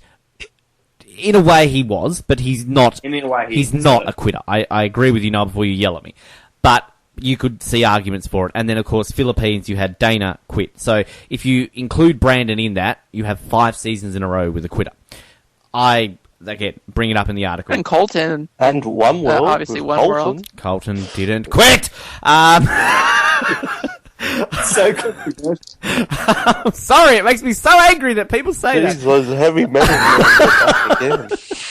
Damn bad. And before I'll go to you, Rossi, next to Julie. But interesting thing here that I just want to bring up, that Julie is the first post-merge quitter to not reach the jury phase following the rule change after Nicaragua, where producers reserve the right to deny a quitter a jury seat. However, in an interview with Jeff Probst, he stated that had Tribal Council gone through that night, the next person voted out would not have been a member of the jury either way. So no matter what had happened, had Julie not quit and Jeremy had gone that night, Jeremy wouldn't have been part of the jury anyway. Well, do they link that? Because I read an article saying it was a Julie thing saying she was pressured to quit there and then, because they needed to know whether or not they were having a jury member. Look, I don't know, but it's a good thing that you bring that up. I believe that more than the other, because it would have been 9 jury members with a final 3. Julie is going to be a great full-length interview, and maybe it's going to be a lot of time passes before we get her, because there is a lot to what happened with Julie that has not been said, and Julie was very politicians' answers in what... There is? Well, like, Julie steps around it. She says, like, oh, there's more to it than I can't really say. Like, I read that in one... It didn't say that in our exit interview, but there was one that she full-on was, like, saying, look, there was more to it than I can say. So, there is... I don't know what happened fully, but anyway. Rossi, Julie. I'm surprised, I like it, but I'm surprised you used the Q word for Julie. Because I agree, but I don't know, maybe people don't. She is the queen. I love Julie. Clearly. I was upset she left. She is good. But she actually is a cool chick, yeah. Like, someone just died. Sorry, moving on. I just had to spit there. Apologies. That was Keith. Keith just slagging. Keep going, Rossi. Okay. I don't even know what I'm saying, but Julie rocks. Rocker, rocks? No, it's not funny. Jared, Julie. I don't mind Julie. I think it's because I don't sort of hate quit as much as other people. I think they kind of showcase how hard the game is, whether it be physically or emotionally. And I think she had a really hard time in the game. I mean, it's not going to be easy for anybody to have their loved one, like, constantly put down. Like, the tribe, like, they just had they just didn't care. Like, they just talk about Rocker while she was there, openly sort of bag him out. I mean, that's like her partner, so it would have been difficult for her. I love how, though, her quitting completely, like, changes up the game. I mean, if she doesn't quit, then Jeremy's gone and we've got a completely different sort of situation how everything plays out. Can I chime in here and say something to Julie's quit? Like, I'm not excusing her quit, but I said no. She did say that everyone else had their, like, loved one pretty much. And that's not, like, that's sort of a valid point. Like, that would have been a contributing factor. Like, everyone's like, you know, I mean, I'm not saying, like, she couldn't have been like Natalie and just sort of fought through it, but yeah, like, I don't know. I love how my opinion and my power is respected on this Ozcap. No, just keep talking. Actually, Ben, we're on the Ozcap. Sorry, I was just like, yeah, I'm going to talk. Hey, Rossi, I haven't actually mentioned that in the episode. It's only in the chat, my friend. Noah, Julie. I don't respect her quit, but I don't care that she quit. Like, if you want to quit, quit. I don't respect that she wanted to go on a holiday. Like, that's ridiculous. But I also don't get all up in arms. I could have applied for Survivor. Like, Rupert, hello. Like, whatever. She quit. Just deal with it. But some people think the quitters should be completely ignored. No. And I disagree. They're a part of the season. Yeah. They make up the season. Yep. And I'm glad they really fleshed that out. Obviously, there was no tribal, so they had time to kill. But I'm glad they didn't just sweep it under the rug. They let it... It was a good 10-minute kind of quit. Like, it wasn't just...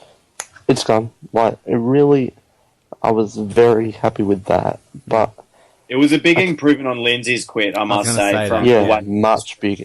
But at the same time, I can see people's frustrations because they were really building up this Josh versus Jeremy thing for a fantastic tribal. But at the same time, it was such a good cliffhanger because it was like, dun, dun, dun, Josh versus Jeremy. Like, we've never had this much of a versus. Like, we've kind of had it, but not this much. And it was kind of like Token Teens, like when Brendan and Thingo, when Joe had to get Medi back. Yeah, it did have very Token Teens flavour, but like, yeah, it really built up the next week, and the next week was a good one. So, yeah, I thought she was fun, but in the super preview when it says, so you're quitting the game, I think most people thought it was Julie right off the bat, so that says something, but yeah, I could have seen her being a final three no vote getter as well. But I'm glad you brought up like the edit, because I was going to say that like you sort of went back to, I think you said it was about Drew, were you not? That it was a bit of a shock for you. Call me dumb. I think that's what you said. Call me dumb. But like, as much as we were all saying Julie was quitting, there was a point in that episode where I thought Missy had talked her around completely, and we weren't going to see it. And then they cut to her sitting alone, and we see Jeff arrive. And to me, that was like this like, well, like, wow, okay. She's quitting. The only reason I didn't think that, and I wish I didn't do this, but I do it, anytime there might be a tie or something at Tribal, I always check the time. Oh, I do that 5 too, minutes. but I There didn't can't that be a week. time. Yeah, So, I mustn't have done it I that wish week. I didn't. No, I'm going to start doing that. Yeah, 5 minutes left. There's no Yeah, time for I do that a lot Julie's too. Yeah, but I will say, and I think Julian, you raised it much better. I just watched the Lindsay quit episode about 2 days ago, and it's just like, oh, boo-hoo, I want to quit, done. Whereas Jeff, we mentioned it a little bit. This is a very good Jeff Probst season. Like Jeff Probst, I think, is pretty much on record saying that he doesn't like this season. However, he has I struggle to think of a season where you've got. But is he getting soft? I don't know if he's getting soft or he was just so sick of it. I like Sassy Probst. But I like Sassy Probst, but I think a Sassy Probst comes down to sometimes that he clearly has man crush favourites, and then maybe he just dislikes the people who are against his. I don't know, but there's something about Jeff on this season where clearly he didn't really have a favourite, maybe Keith, but I don't know. There was just Jeff was so Oprah-ish when he sat down with Julie, and there was something about that I really liked. What? And he gets Julie, you get a prize. Have some trail mix. You get a free trail mix for everyone. But Jeff, to me, he gets so much shit for you were saying how he is. But I don't know. There was this episode. I think is a good point to look at Jeff, how good he was this season. On Twitter after that episode, I didn't like Jeff at all. It's our fault for that quit. We should never have cast her because we knew she was going to quit. I'm yeah, that didn't sit well with me. It's our fault. Whatever. No. She's a part of the season. Own it. Don't make excuses for it. And just move on. There's always going to be demographics of people that are more going to be likely to quit. And if they want to have that sort of princessy kind of I don't know, her sort of character, then they probably are going to be more likely to quit than other sort of types. I see that, but I think in a way it's a little unfair because, I think it was Jeff said it. I swear I read something Jeff saying what you said, no, we expect her to quit. Then, oh no, I didn't think she was, but then she did. I feel it's easy to say in hindsight. It's an unfair thing to kind of group a Julie type of character into that because again. The blood versus water twist plays a big element into this. And, had she just been out there by herself without Rock being on that season, I probably don't think she would have quit. Because if she'd made it that far by herself, then I think she would have stuck it out. And I don't know, I like Julie. And and I'll probably discuss more about the quitter situation because I think, Jared, you said, you don't like lumping or getting angry at quitters and Noah, you mentioned it too, as people do. But, I don't know.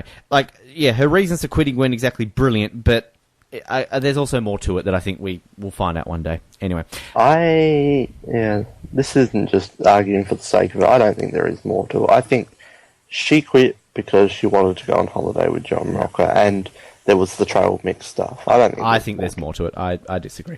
All right. So, then Julie's gone. So then we have arguably two of the biggest, the two biggest, at this point, the two biggest people gone, back to back. The two people that everybody was either Team Josh, Team Jeremy, who's going to win? It's going to be Josh or Jeremy. It was all about these two. The edit was all about these two. The confessionals are all about these two. They went back to back. Again, let's go through seasons. When did we last have a season where we had two big players like this go back to back at this point of the game? I'd love somebody to answer that. But let's start with Josh. Obviously a huge character. We saw a lot of him early because Cleopa were losing. You would argue, you would say he was in control of that and the alliance and on the switch, him and Reed, they were pulling the strings. And then he goes after John and Jaclyn, obviously go on Jeremy's side rather than his. Let's start with you, Noah. Josh Canfield. I thought he was the winner. I really did think he was the winner. This was a shock. Obviously we knew it was going to be Josh or Jeremy going, but it was a shock still. This season has the most unique editing in Survivor history. It's just what the hell? He was the biggest edited character. He's gone. And then I said on that autopsy that night, oh, Jeremy is the winner of Survivor San Juan Del Sur. it was just, I couldn't believe it. Like, why did they edit this rivalry of people who went in a succession of each other? And I loved it. Like, it was so unique and cool. And then we'll get to Jeremy, but after that, it was like, we didn't know what to expect. But Josh did make some mistakes, though, like the Baylor vote after week 1. Like, he's not a flawless player, but he is a good player. Everyone in his tribe loved him, and they were all going to him and all trust him. But yeah, I thought he was the winner, and that was shock, and it was such a great moment for the season of after what happened next. And yeah, what can you say about the Josh versus Jeremy thing? It was amazing. I loved it. I remember that Oztopsy well, actually, because that was basically, it's so obvious Jeremy's the winner this season's going to be, because Jeremy's going to win and it's going to be so obvious. And then what happened next week? Jared, Josh. Yeah, I think he was a really good player this season. I think on sort of co-op, he was immediately in control, and everybody was going to him for information and how to vote, and he really had sort of a big part to play in how the votes turned out. It was weird just to see him go after his edit and stuff, and it's kind of a shame that I was always hoping that him and Jeremy would work together, but that didn't happen. So I would have loved that too, actually. I think I mentioned that in one of my, or maybe it was a post-match. I can't remember. It was something. I said it somewhere. Shut up, Ben. Rossi, Josh. I don't know how to feel about Josh. I don't know. He got annoying toward the end, and yes. when he talked, I was like, I don't know. I muted the episode, and wow. But I mean, good player. I don't know. He got annoying. Okay, Julian. Yeah, kind of a little overrated, I think. He was the only, aware player, but in the scheme of Survivor players, I don't really think he was that great. And I sort of thought his whole strategy in the very first episode with Baylor, I don't really think that was anything... I don't think it was a bad move in the end. It didn't really matter for him, but, I think trying to use against being I saved you later on against her, why would she believe that when he voted for her? I thought that was bad play, and I thought him and Reed came across a bit desperate with Jaclyn and John. I don't know, he was actually, he did all he could, I feel, so you've got to say that. He didn't just sort of sit back, but I was delighted at the blind side when he went, because I didn't expect it. 6th most confessionals in the season, Josh got, 34, including 10 confessionals in his penultimate episode. That is a lot. And random Josh fact for you. Josh and Reed applied and were cast individually without the production knowing they are boyfriends. Don't know if you believe that, Noah. How does that work? I don't know. What, they were brothers? Actually, I think I remember them saying that in a pre-game interview or something. For previous seasons, but maybe. Actually, no. I think that is it. Yeah. And that week he got voted out. He was 3rd on our power rankings. So that's just a little bit of insight there. However, the next one, I'm still crying over this. The winner of Survivor, Juan Del Sur, was voted out next. The only person besides Nadia to get a confessional in every episode they were in. Oh, and Val. Sorry. Val and Nadia. He was the 3rd most confessionals in the season. He ended up with more confessionals than Natalie even. Jeremy, such a huge character. Rossi, your thoughts on Mr. Collins? I think, as Drew would say, Jeremy was the kingpin, but he was the kingpin of the most annoying person. He's so annoying. Every episode, I think Noah pointed this out on all the Oztopsies, whining, complaining, and shut up. Noah, straight to you with that. Jeremy, the windiest player in Survivor history, and the Ponderosa videos I could barely watch them. I love Ponderosa videos. Sorry to say, he ruined them for me. I couldn't barely watch it. It was just painful. Like, just shut up. But at the same time, he wasn't a terrible player. Maybe an overhyped player. Like, he's not the greatest player. But he did have everyone coming up to him like Josh. They're very similar players, Josh and Jeremy. And, I think it would be hard for him to win because he was such a target. So he's a pretty good player, but not a great player. But that vote out the shockingest viewer blindside in Survivor history. And if anyone says they saw that coming, they're idiots. I really will call you a liar. Yeah. And I generally don't do that on people's opinions, but I would call you a liar. It was the shockingest moment in Survivor history because he had the winner's edit after Josh. Maybe not the winner's edit, but not going I think it's straight more than that, him. though. Like, it's more than that. We had a 60-second clip of John going to Missy. Hey, maybe we should, there's a thought about Jeremy. Yeah, maybe. And then that was it. Yeah, there was nothing. Yeah, it was a tiny bit. And he left, and it was just like, a week ago I said he was the winner of the season. And I was just kind of sad because it was going to be so obvious. And every season has its moment, and this is this season's moment. It was just epic. And after that happened, I was just like, I don't know what's going to happen next week. After those two blindsides, it was just... This season is awesome, and I really thought he was the winner, so I'm glad they did that misleading edit. And it led to this. It was just such an awesome 2 weeks of Survivor, and bye-bye, Jeremy. I'm glad he's a fan and that he likes to talk to fans and that, but... yeah, his legacy will live on as this.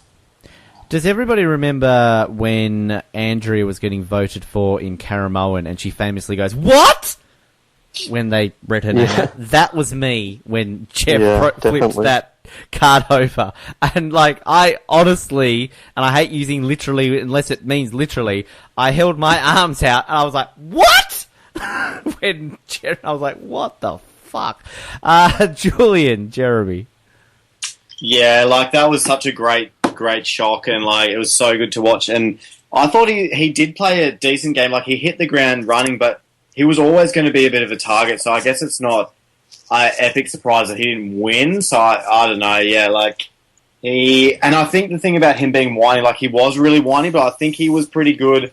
That was just in his confessionals. I feel like he knew how to sort of, like, suck it up and, like, fake a smile sort of around camp, and he was a fairly good social player, but yeah. I'm going to go to you, Jared, and I don't generally like to chime in on players, but of course I'm going to chime in, Jeremy. I agree with that completely. I think Noah is spot on with Josh and Jeremy being very, very similar players. My argument for Jeremy being a better player is that he held his cards very close to his chest. If you watch in any scene when there's any sort of conflict or debate, he's just in the background. He's not getting involved. And Josh made a couple of mistakes. I'm still always intrigued why he went to Baylor and was like, "Hey, I voted for you last night." But yeah, like, other than that though, like, Noah, it's going to be an interesting debate on something we're doing at the moment about when it comes to these two people coming up, because they are very closely related. Jared, Jeremy.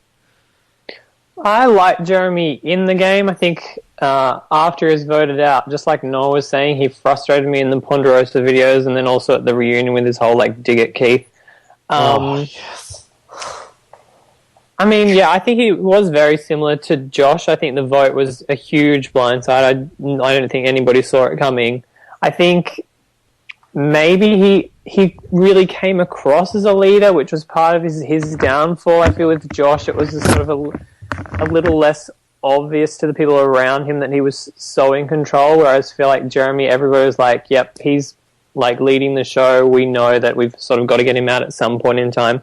So I think overall he was sort of good at all parts of the game. I think he just sort of needed to disguise the fact that he was in control a bit better. But I think he's definitely will be coming back as a returning player. I think if you didn't get that from the season, just from how prominent he was in the Ponderosa videos and at the reunion. Bit of an exclusive here on Survivor Oz. I've actually got Keith on the line here to kind of finally get his chance to say something back to what Jeremy said about him at the reunion. Keith, what did you have to say about that? All right, thanks, Keith. Cheers, mate. That annoyed me because, yeah, Keith's not strategy, whatever. Keith almost won the damn game and made it a lot farther than Jeremy did.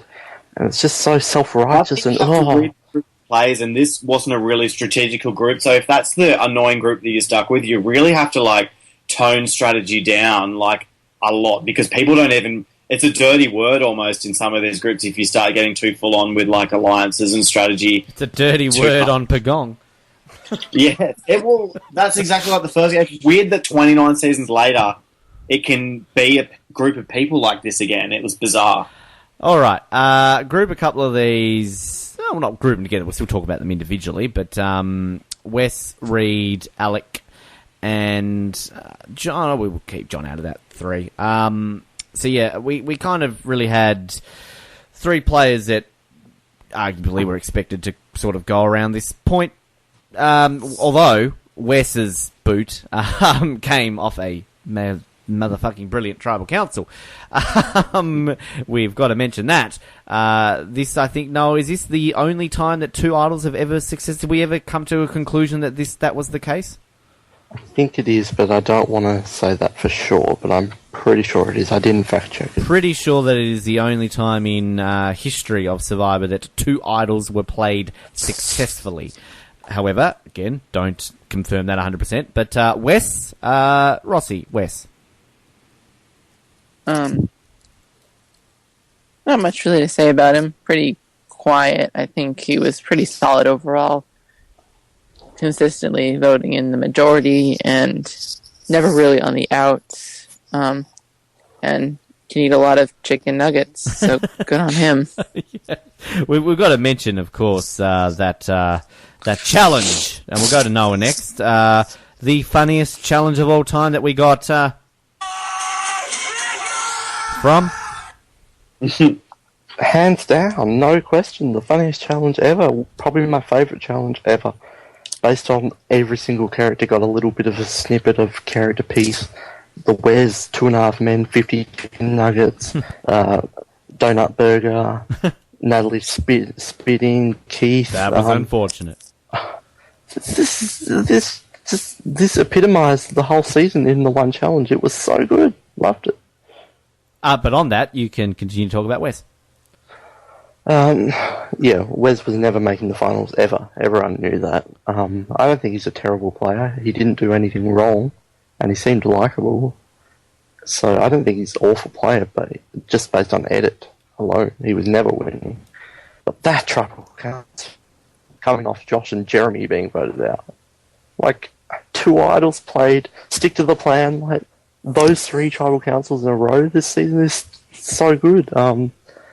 So while the Wes boot wasn't that impactful, the events that led to it, that was amazing. And I wish we saw more Wes moments because his last episode was a good one.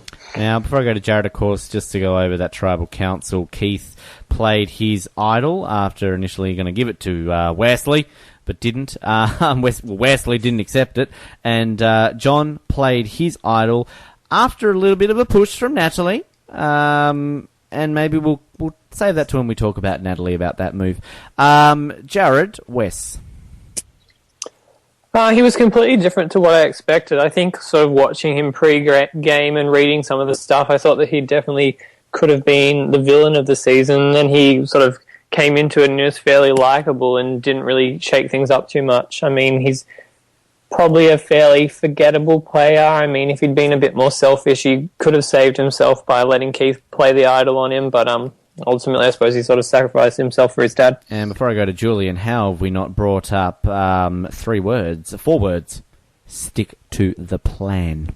Stick to the plan. Which I was going to have as a soundbite, but instead, of course, I ended up with... which is better. Julian, Wes.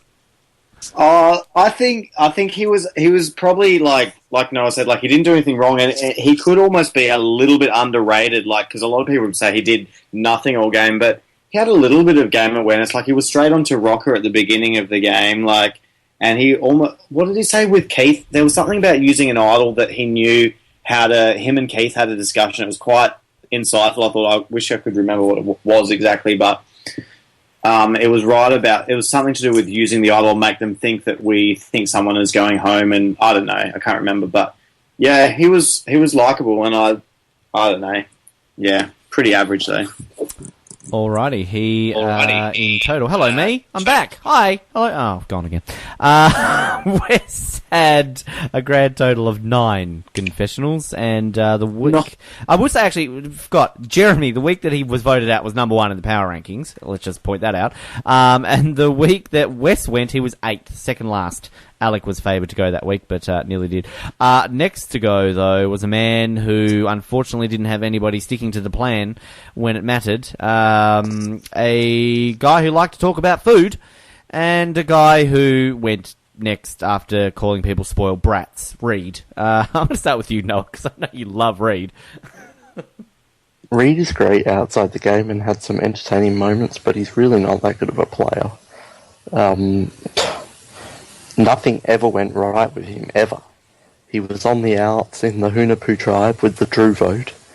Then the next tribal council, his boyfriend was voted out. The next tribal council, no one stuck to the plan, and Wes was voted out. Next tribal council, he went home. That's a pretty piss-poor track record. Again, he's likable, but we barely saw him. We saw him in his last 3 episodes. Before that, he was just talking about food all the time. And he had 2 confessionals. We barely saw Wes. We saw him a lot more than we saw Reed in those earlier periods. If Reed was on another season, I'm sure he could be a very good player if they put him on a lot of different seasons. Just this game, it didn't work out. Reed had 12 more confessionals than Wes. Yeah, but that doesn't mean anything. Well, it does, comparing when you say we hardly saw Reed. It means Reed. we saw Reed a lot in his last 3 episodes, as I said. We didn't see Wes hardly at all in his last 3 episodes, so what's the... Because we saw Wes more throughout the season? We didn't, though. I don't get the... Anyway, this isn't the episode. We did, though, and it's just a stupid thing to debate, because during I feel the like not a pre-merge... stupid thing to debate. I only feel like that was because Koyopa was going to tribal council that we saw a bit more of Wes through screen time. That's probably so. I agree with that, but you still can't deny that. Are we unzipping? Are we unzipping at the same time? Are we measuring something right now? Yeah, Reed was entertaining. I think he's an overhyped player, and he was great on the exit interview and the Christmas episode, but... So you think Wes is a better player than Reed? In this game, I think he is.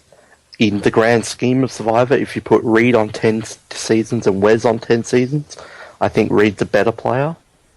But on this particular game, and sometimes that's just the way luck or whatever works, I think Wes played the better game. I think that's ludicrous, but anyway. Yeah, and I think we should bring up the Reed in the pre-merge causing trouble. That was very much an exit interview thing that never really fully came to light. Okay. Jared. Reed. Sorry, we're to Reed. I think he was an okay player. I think he sort of did tend to cause drama and did make himself pretty untrustworthy throughout the game. It would have been sort of nice to see a bit more of an edit of him pre-merge, just because he just had this sort of big spike in the edit for the couple of episodes where he was relevant with, I suppose, helping oust Jeremy and then trying to get John out. And if he'd had sort of been more relevant pre-merge, then it probably would have been a good sort of red herring for somebody who could potentially have won the game. But I mean, he made himself relevant by his final tribal council speech, and it's interesting that he's kind of potentially more memorable than Josh to a lot of people just because of that. Glad you brought that up. We didn't bring that up before when talking about him. Julian, Reed, final tribal council speech. Reed is more...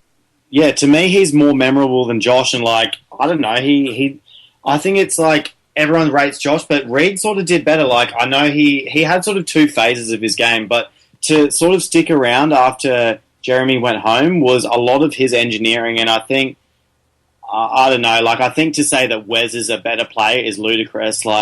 He was a lot more game aware than Wes, and he was, not everything went right for him, but hey, at least he was moving and shaking things quite a lot, and he knew how to shake things up. I think that's pretty impressive if you're willing to put yourself out there. It's he had nothing to lose, and he did well at that point. Rossi?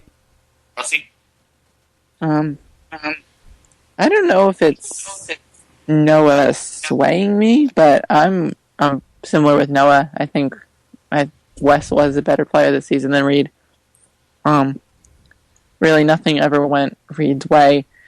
He tried, but nothing worked for him, and I don't think just because we, quote unquote, saw him more means that he's automatically better. Okay. No, I don't think that either, though, but yeah. Alec was next to go. I should mention Reed got, what did he get, 21 confessionals. And the week that he went, we had him at 6 out of 8. So not too bad, considering that, he went that week. So yeah, Alec goes next. Shall we just move on to John? Yeah, cool. Alec was good in the game. John, we of course need to mention with Alec that him going came down to one person changing their vote, but obviously we will probably bring that up more so when it comes to Natalie. But Alec, Rossi, start us off with Alec. First off, his exit wasn't a blindside for me because someone on the podcast here spoiled it in the commentary. No, probably me. But if it's sad to think that he's the smarter of the two on this season, considering is it all we saw. I don't think it's that hard to be smarter than Drew. Well, it's sad to think that's the brains of the Christie family, huh? Well, considering you're working with Drew, I don't think it's that hard. I don't know. His meme is pretty good. And he's like Jesus Christ on the cross, so he can do anything. All I'm picturing right now is Alec's face.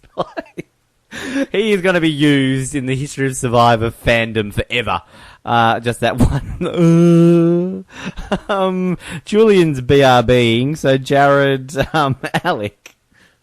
Yeah, I mean, his jury face was probably the most memorable thing about him in the game, and it was so frustrating because he was my pony, so, I had no chance, right from the start, and I was just clinging to the hope that he'd make the final 3 and get 0 votes. I don't know, he just didn't really bring much to the season at all. He just bagged out on Baylor and then flirted with Jaclyn, and that was about it. Well, Jaclyn, let's be honest, if she was single, she would have had a good time with the Christie brothers in Vegas. They would have, shared it. I don't want to say, that's mean. This is about to get dirty, I like it. Dirty fucking. It's about this point. It's about this point of the last Ozcap, Julian. Yes, Rossi?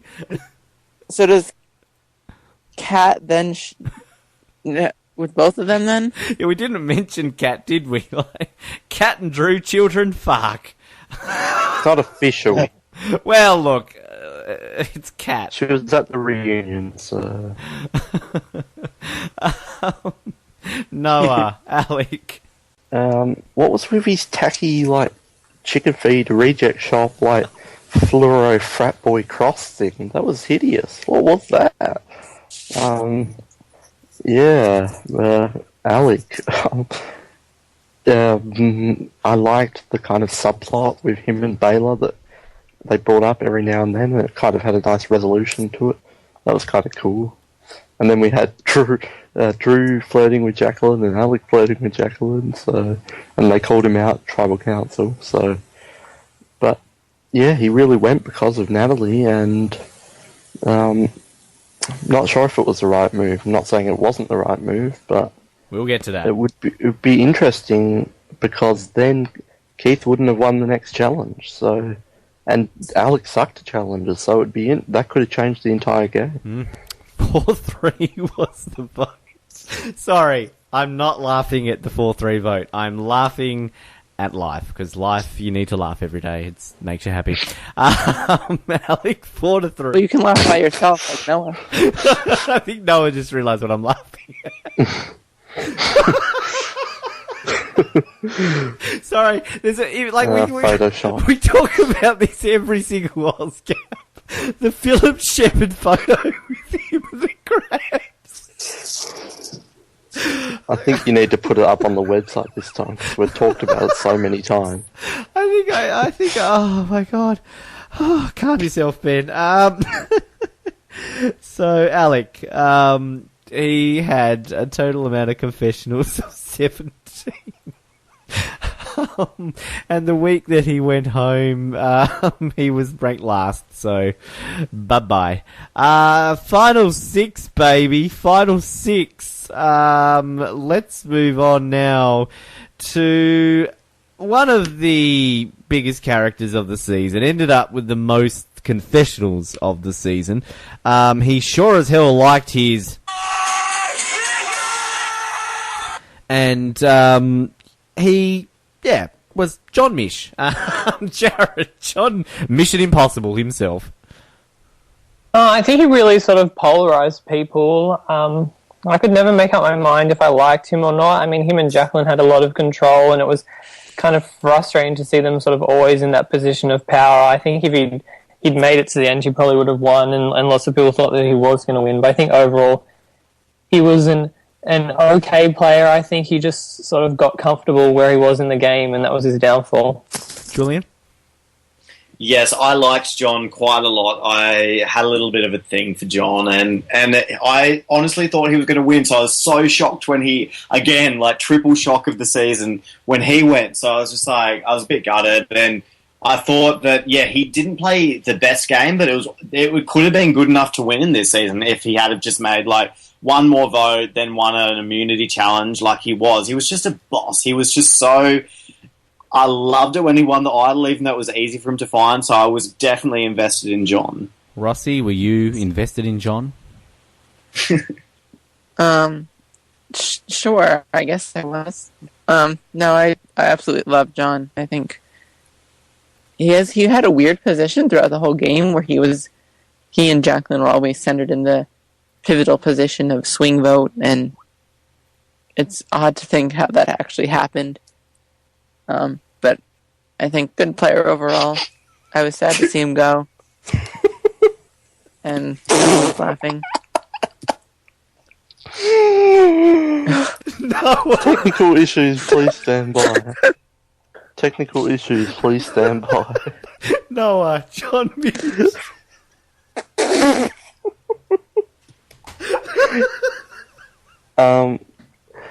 Yeah, I'm with Julian. Triple shock, because I said in episode 5, if Josh and Jeremy aren't the winners, then John is the winner.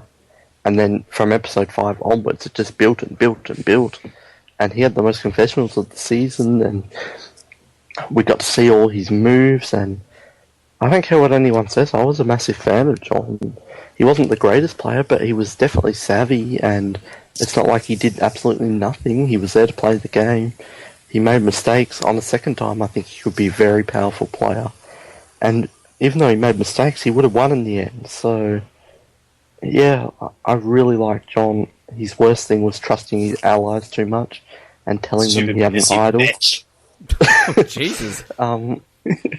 Yeah, but him and Jaclyn were really one player. It was Jaclyn. Like, they were really just so good. It was the closest couple since Boston Rob and Amber, and there was that picture on Facebook with them with that evil grin and the glass of wine, and people kept posting it week to week. John and Jaclyn take down another player. Like, it was so much fun, and I was convinced he was the winner. So, he was my pony as well, and I was devastated. And I thought John would have made a really strong winner of Survivor. I think. Not top 10, but I think it would have been really satisfying, and I was upset that John got voted out, even though I think this was one of the more obvious votes of the season, because like they built it up so much. But yeah, John should have made the finals. I was sad about that, and I kind of want them to bring him back, because I think he'd be a great player on a second time. Like, he'd be one of those people who learns from their mistakes. And he's not boring. He's kind of brilliant. A great mix of character. He's a great character. Yeah. But there are these people who are just characters and are bad. He wasn't just a game bot, exactly. He was a game bot. The thing I think, and he's almost the perfect Survivor player, a mix of very entertaining and pretty good player. I like on reflection, and I'm going to be rewatching Juan Del Sur hopefully before it was apart. I sort of was I liked John, but I wasn't like super John in love after, I'll be honest, I was still upset about Jeremy.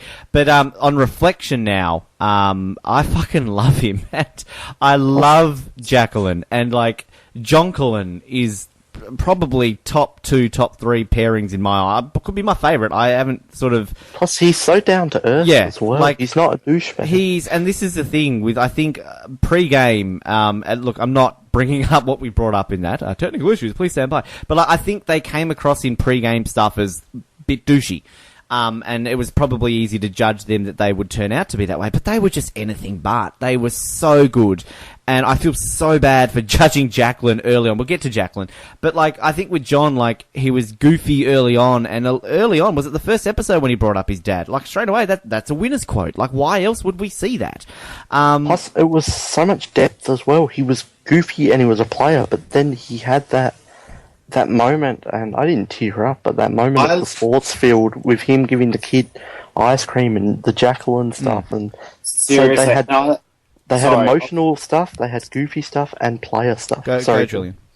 Oh, I was just going to say, I love how much he loved Jaclyn too. Like, I thought that was really sweet. Like, they were a really sweet couple to watch. And like, it's not often that, like, I'm a bit of a cynic and I'm like, stupid, like, all-American couple, like, blah, blah, blah. But I was willing to be taken along, like, their story. And like, that's been a while since I've been caught up like that I don't know. I suppose it is a couple season, but yeah, it was so good. I will say as well that, Julian, let's be honest, if any straight man was with Jaclyn, they would be in love with her too.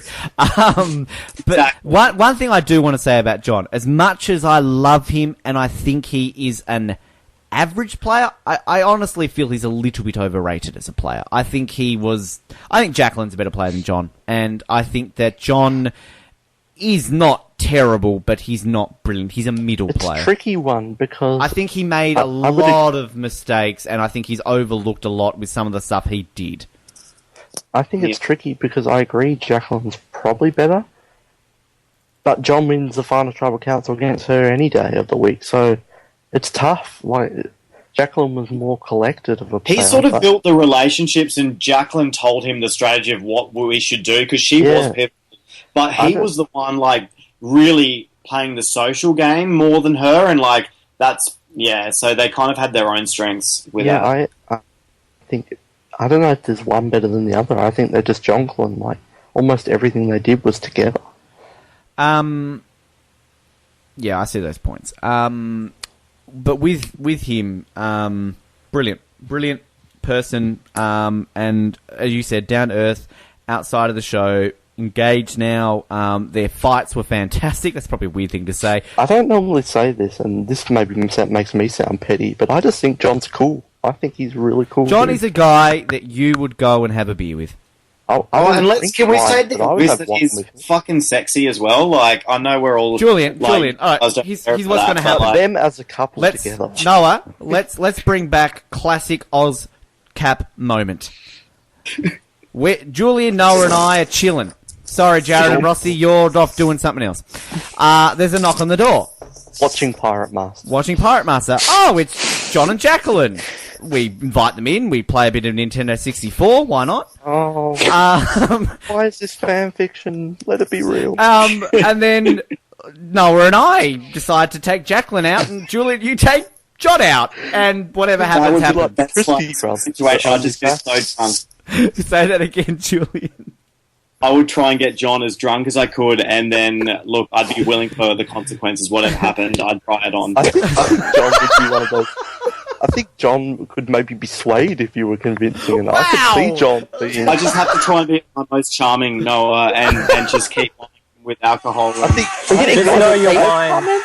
I have faith in you, Julian. I just have to flatter him. Yeah, I just have to keep like stroking his ego. Like, what are you stroking? Hang on a minute. What are we stroking? Lots of bottles. His ego at first. Okay. Let's just back up here. Kate and Kristen were the rapey ones in applications with Malcolm. Now Julian's becoming the rapey one with John.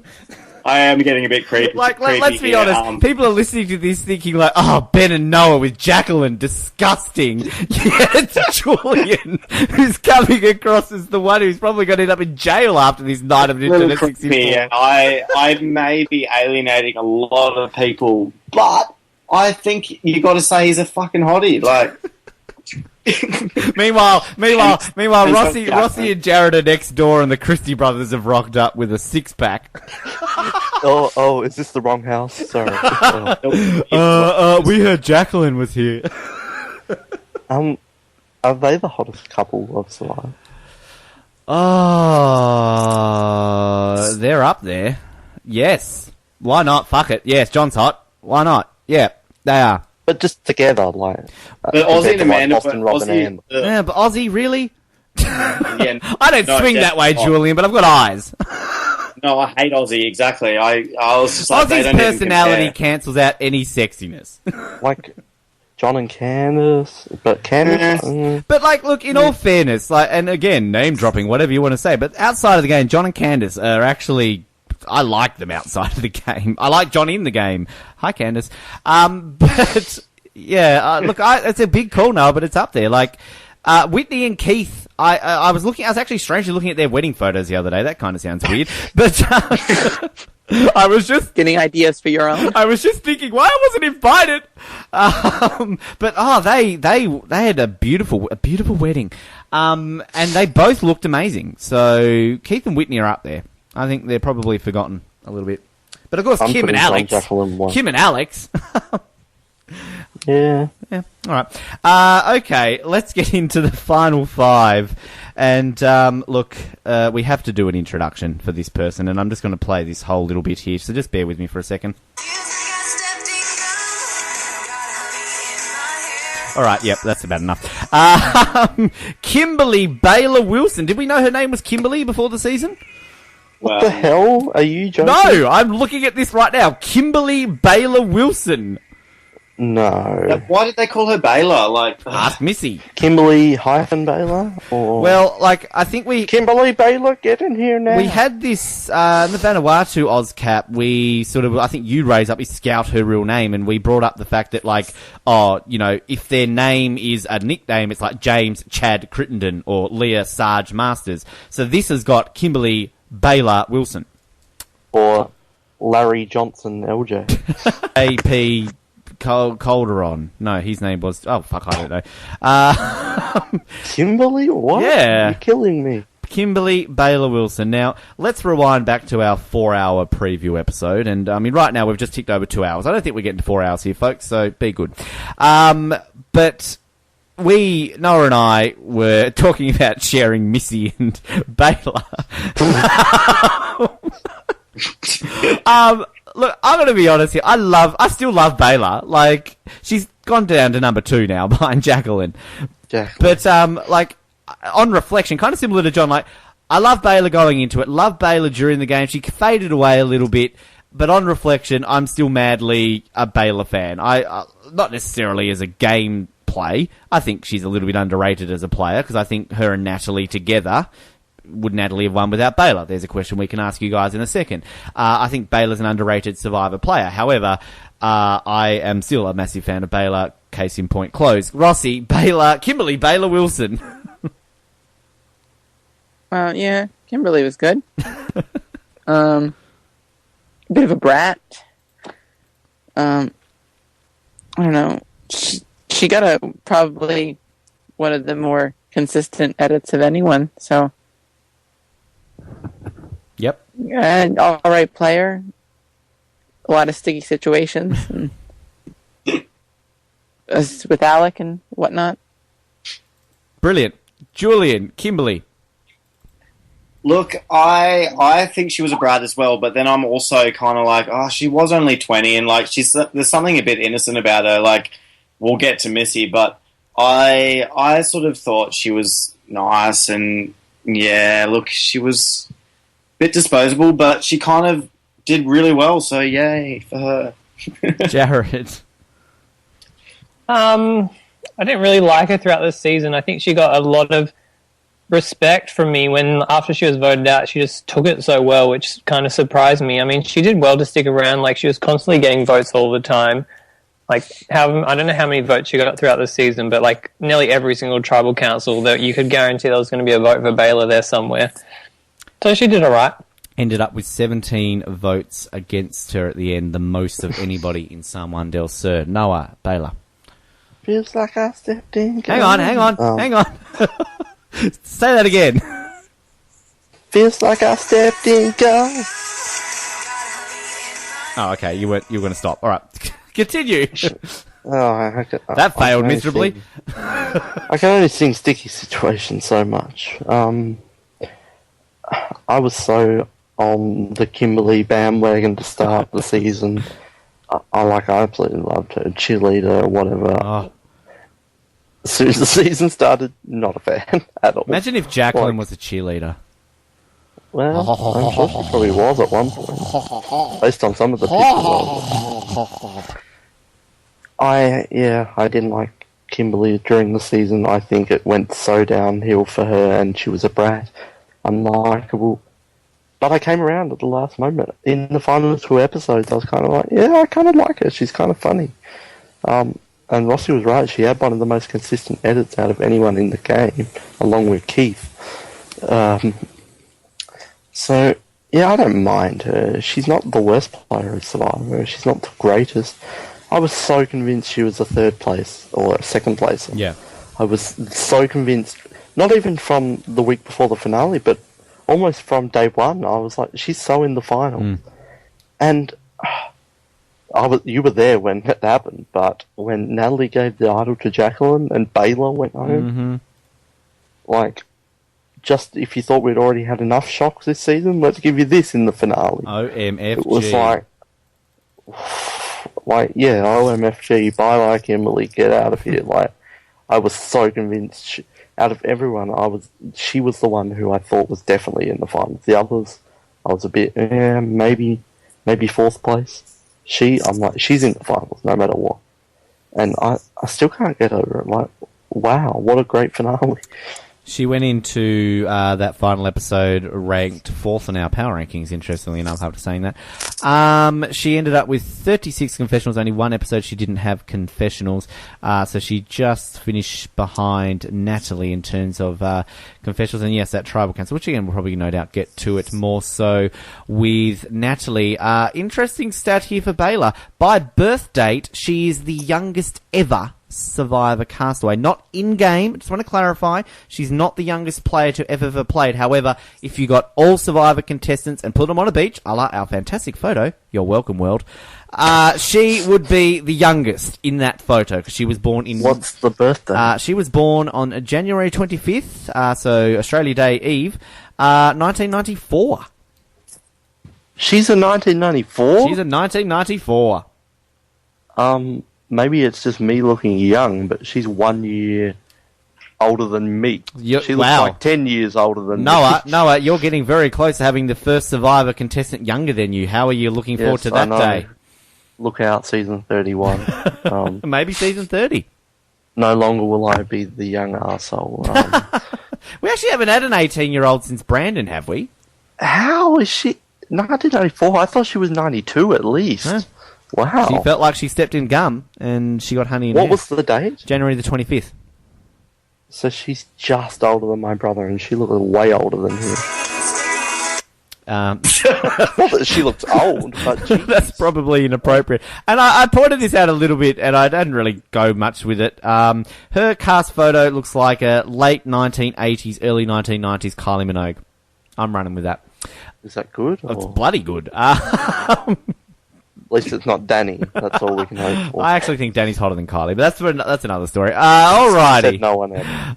Well, Jacques Villeneuve did at one point. There's a qualifying lap reference. 4th position. Everyone talked about Baylor. Yes, all right. 4th position. Don't say who. Oh, whoops.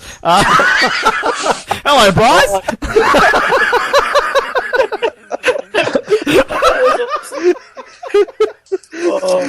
Wow.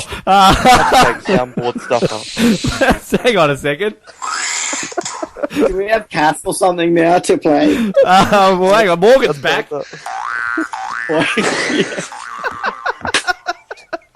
Oh, that's how the infamous titty thing started. Oh, goodness, it just makes me feel like a... Alright, actually, random story. Noah, today when I was doing my run/walk, I have my phone on music on shuffle, and for some reason I have saved onto my phone when I asked you to record for me, Noah. When it, like, for the Amazing Race Oz, I needed Noah to replace, like, and here's your host, Ben Waterworth, with here's your host, Noah Groves. So randomly comes on shuffle, Noah. I wanted to do 3 in your headphones as well. Anyway, we're not distracting from the next person. Probably the biggest character of not only this season, maybe the biggest character in the last 10 seasons. There's a point I'm going to throw out there. Julian. Keith. Keith was awesome. Keith was so consistently good this season, and I am so glad that he was in this season. He just had so many great one-liners. I liked the way he saw things, and he was a bit frustrating, but and I've really liked him since the game too, like on the exit interview, and he's awesome. I would go out there and say best exit interview all season. He was so honest, and I liked how he was just so real. He's just so relatable. He's so down to earth. He's just like, I am gutted. I was so close, and like that's really relatable because it is so fresh to him still. Like he's not just all political or I don't know. He was what you see is what you get, but you can tell he's a genuine person and a nice guy as well. So, yay, and then you had Jeremy there saying Keith's a terrible player. Keith was probably upset from that. He cried. Yeah, that was harsh. Noah, Jeff was harsh at the reunion too. Excuse me, Noah, Keith. This is the power of Keith. He is so good that I wanted him to win, even though I knew he was a terrible player. Like, that's the power. He was so, let's not say rootable. He was so easy to root for that I knew he was bad, but I wanted him to win more than anyone else because it's Keith. You want this guy to win $1 million, and you want him to be a winner of Survivor, even though he would probably be the worst one ever. He's just... I was on the Keith bandwagon since day one. Didn't think much in the the previews or whatever. But then, as soon as the season started and you had the Flint debacle with him and Wesley, and you had the John Rocker, he's an ass then, he's probably still an ass now. And talking about whooping Wes and... Not since Clay have we had a whooping comment in Survivor. Yeah, we still whoop. Yeah, that guy's that so 2004, 2002, whatever it was. Julian's so right about the genuine thing, because I think he struggles to get words out, and like that whooping thing, but he always has good intentions. It's not like he knows that that's probably not PC, but he's still like so down to earth about it. And he's emotional as well, like the moment when he had to go to exile with Val and he's crying. And I love that.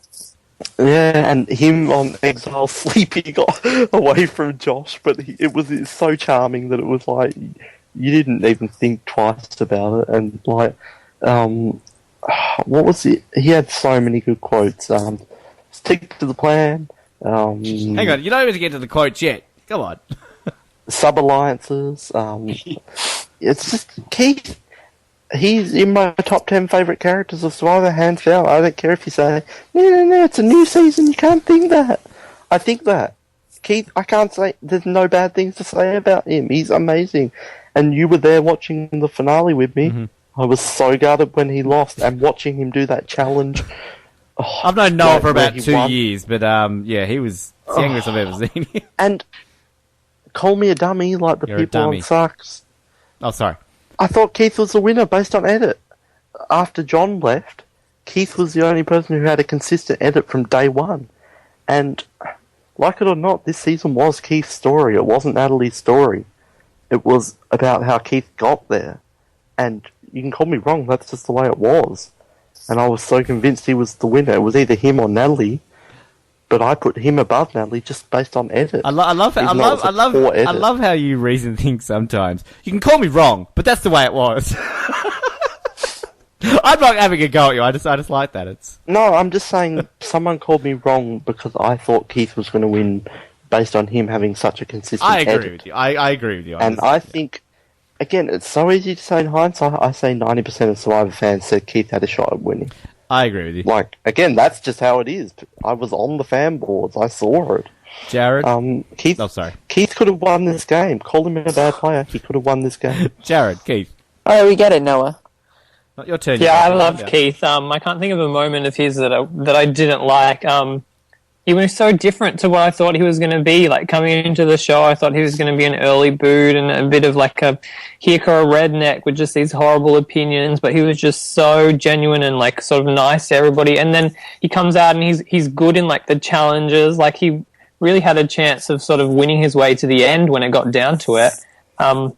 I don't know, great moments. I love that he didn't really know the game and was kind of learning it as he went along. I love that he screwed stuff up, but he still could have won the whole thing just by being so likable. Was it you, Noah, who said that he was Rick Nelson with an edit? Yeah, he was so Rick Nelson with the edit, because Rick is funny and down-to-earth like him, but Keith just got the edit and was twice as good. Rossi? Yeah, I liked Keith, the character, because obviously there was no gameplay there, so... but I think, in terms of television, I think it was really fun to watch Keith kind of grow as a character and grow and learn the game. And he got out of some sticky situations in the game, so I think I have to give some respect for that. Hang on. Can you just say that again? He got out of some... Thank you. Ben, I want to hear your opinion on... Oh, sorry, Ross. Oh, no. Go ahead.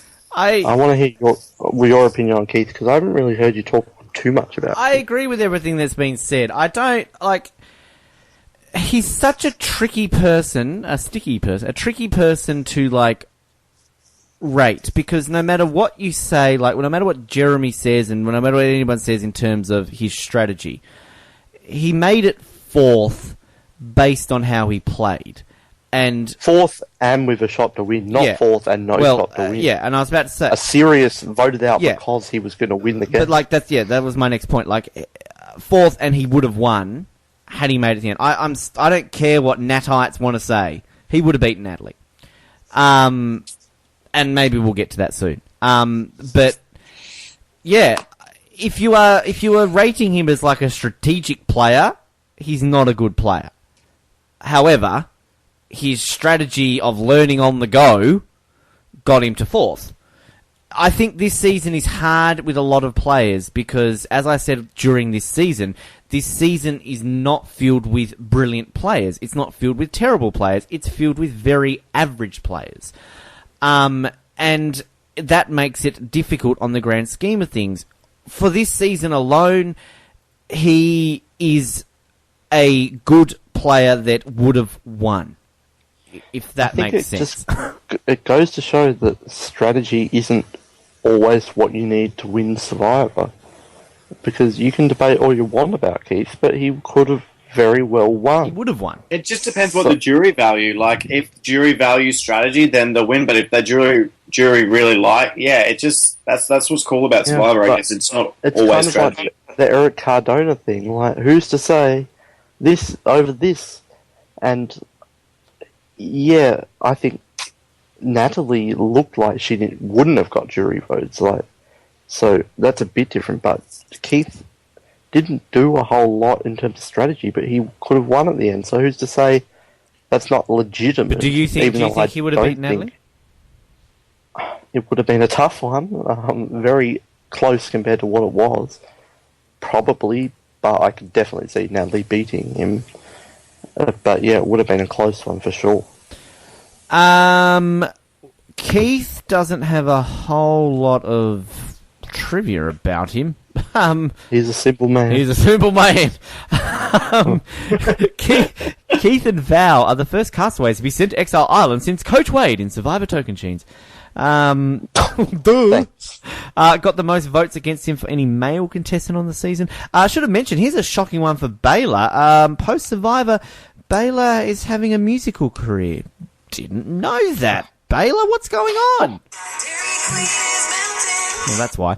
I play in a band, so does that mean I get air quotes in a musical career? I think putting a song on YouTube isn't having a musical career. Here's a completely off-tangent thing. This is one of life's many things that pisses me off. When you start now seeing magazines or ads that say, as seen on YouTube. Can I put that on me? I'm on YouTube. Noah's on YouTube. We're all on YouTube, aren't we? So, this episode's on YouTube. There are people listening to this on YouTube right now, so we're as heard on YouTube. It's like as seen on the internet. It's like anyone can put anything on the internet. As seen on Facebook. All right, anyway, that's off topic. Keith ended up with 46 confessionals. He ended up with the second most for the season, only behind John. He had one episode without a confessional, which is the second episode. But other than that, you got to look at it: 7, 5, 3, 2, 2, 6, 1, 4, 2, 1, 2, 4, 7. So very consistent. Immunity beast. We've got to admit that. He won 3, didn't he? This season. Yeah, I love that he owned the challenges. Who would have thought? Yeah. So he, got to come back, Noah. I know you said to me you don't think anybody from this season will come back, but surely you think Keith has got a good shot. Keith's a tricky one because if he's an all-star, he's not an all-star, but he's such a good character. And would he learn or would he play exactly the same? But I'm not against a Keith return, that's for sure. All right, we're into the final 3.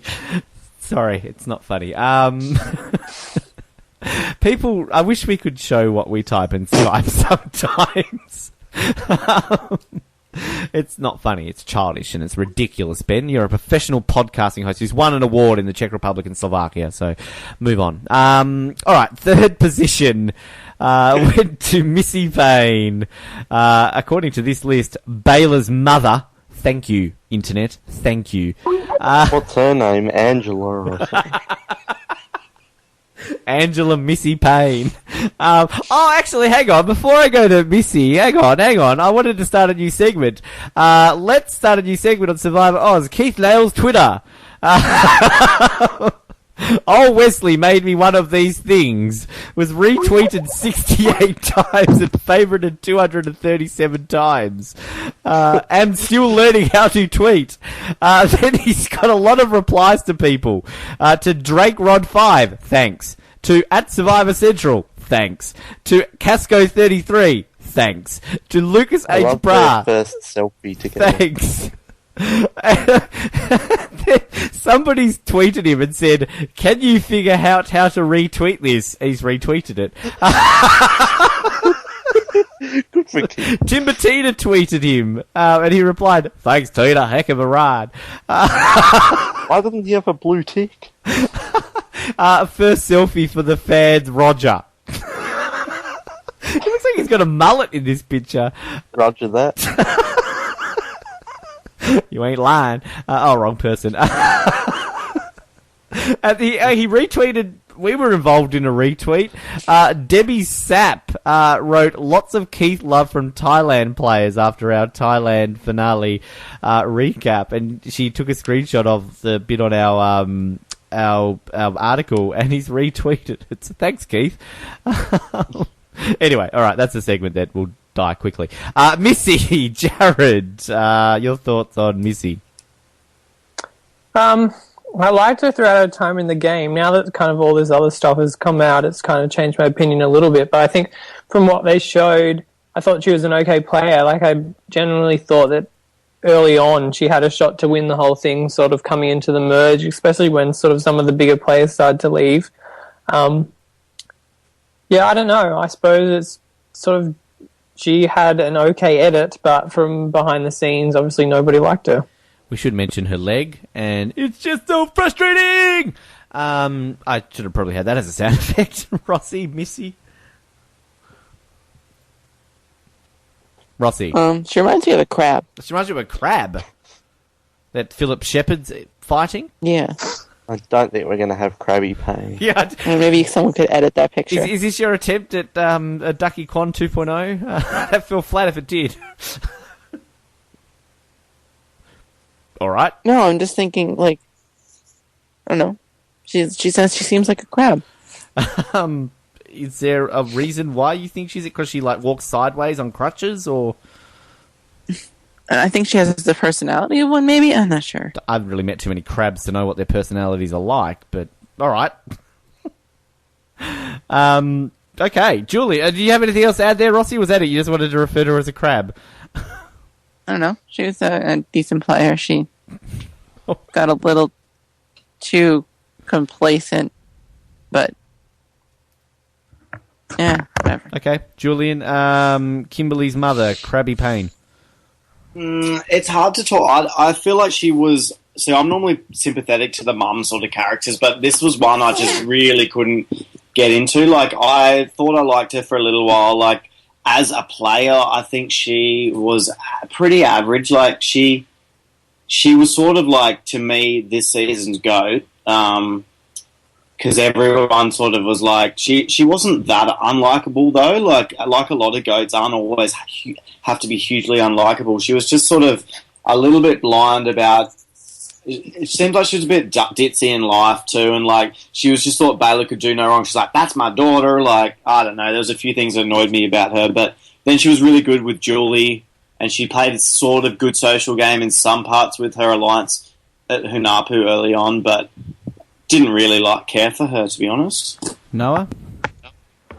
I don't really like her, but I don't think she's as bad as a player as everyone's saying. Like, she worked to get where she was in the end. Like, it's not like she did nothing.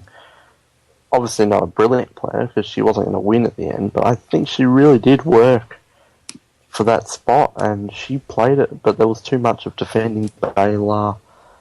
Even though Keith did say, you should be ashamed of her or whatever, if she was my daughter. But, yeah, she had good relationships with people and alright strategy, so I think she deserves third place, and yeah, props for her for making it on the crutches, but not a huge fan of her. She's a bit annoying. People thought she was going to win, which I don't really get, but yeah, alright player, I guess. Go, Jared, was that you?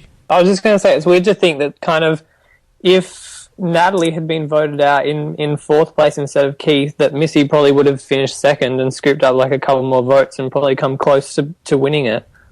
It was sucked. Yeah, I could see that happen. Interesting, we should bring up with the whole leg situation that Jeff Probst said in an interview that had that happened earlier in the game, she would have been medevaced, but she was only kept in because...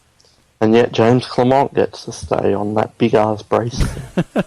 Well, it's James Clement. Everyone loves James, except Again, for Stephanie. Can we quickly just... Sorry, I should just be asking you off air, but I'm kind of curious.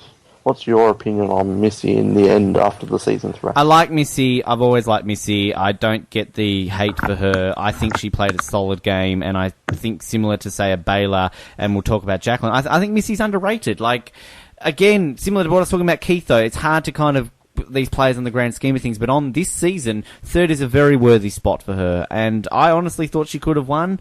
I didn't get the whole hate toward... Well, it wasn't really hate. Well, it was hate. Reed hated her. But, like, I don't get it. I honestly think she would have been a deserving winner. So, I like Missy, and I think she played a good game. So... And the mother and daughters owning the blood versus water season, the last pairs each time. Exactly. Isn't it strange? Because isn't it an amazing racing that mother and daughters don't do well? Yeah. So. I love the Reed speech, and I think somebody brought this up on previously on Survivor. I can't own this, but Reed talks about classic literature in it. Then he brings up frickin' Cinderella as the example of classic literature. Well, in all fairness, Cinderella, I think, is an older story than people give it credit for. Like, yeah, but the story that we all hear our mums read to us when we're 4. Well, Cinderella is actually, I've just pulled it up here, written in 1697. So, but just because it's old doesn't mean it's classic literature. Well, it's classic. 1697 is exactly modern. So everything old is just classic.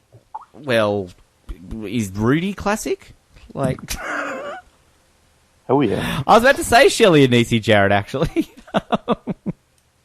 I don't know where Shelley and Nisi came from. Yeah, that is from the chat, by the way. Anyway, all right. See, that is Missy. She ended up in 31 confessionals, which is about middle of the pack in terms of that. So not too bad. She only had one episode without a confessional. All right, into the final two. Here it is, Noah. Yay! Jaclyn. I'm just going to say. She's like Madonna. She just has one name. Jaclyn. Noah. Or if you're Keith, Jax. Jaclyn. I really wish I had the Homer Simpson drool sound right now. Oh, Jaclyn. Hang on, keep talking. I'm just going to do something here. I love Jaclyn. She's one of my all-time favourite players. She started so quiet and so purple, but she turned into this awesome character, and even chatting to you last night on Facebook, sending pictures of Jaclyn and yeah, there we go. So I just recorded my sound effect to make it a sound effect. Anyway, sorry, keep going. And yeah, hottest survivor ever, but also not that. Also an entertaining character. Loved her with John as the Jaclyn pair dominating, and she's a pretty good survivor player in the grand scheme. She's not a bad player. Maybe needs to work a tiny bit on the social game, just a little bit, but she's not bad. Even though I think she gets underestimated a lot. John probably would have beat her at the final, but she's still good though. And she's entertaining, and I just don't feel like they had her enough to warrant her as a returnee. But she's so deserving of being the blonde young returnee woman. So I really hope they do, because she's so awesome. Probably my second favourite player of the season outside Keith, and what more can I say? Very underrated, and I'm sad she got an early nothing edit, and I was so convinced she was 5th place. I'm so shocked she's the 2nd placer going into that final, and we were jumping up and down. Well, I was, and I kind of. Natalie gave her the idol. It was just the most epic moment ever.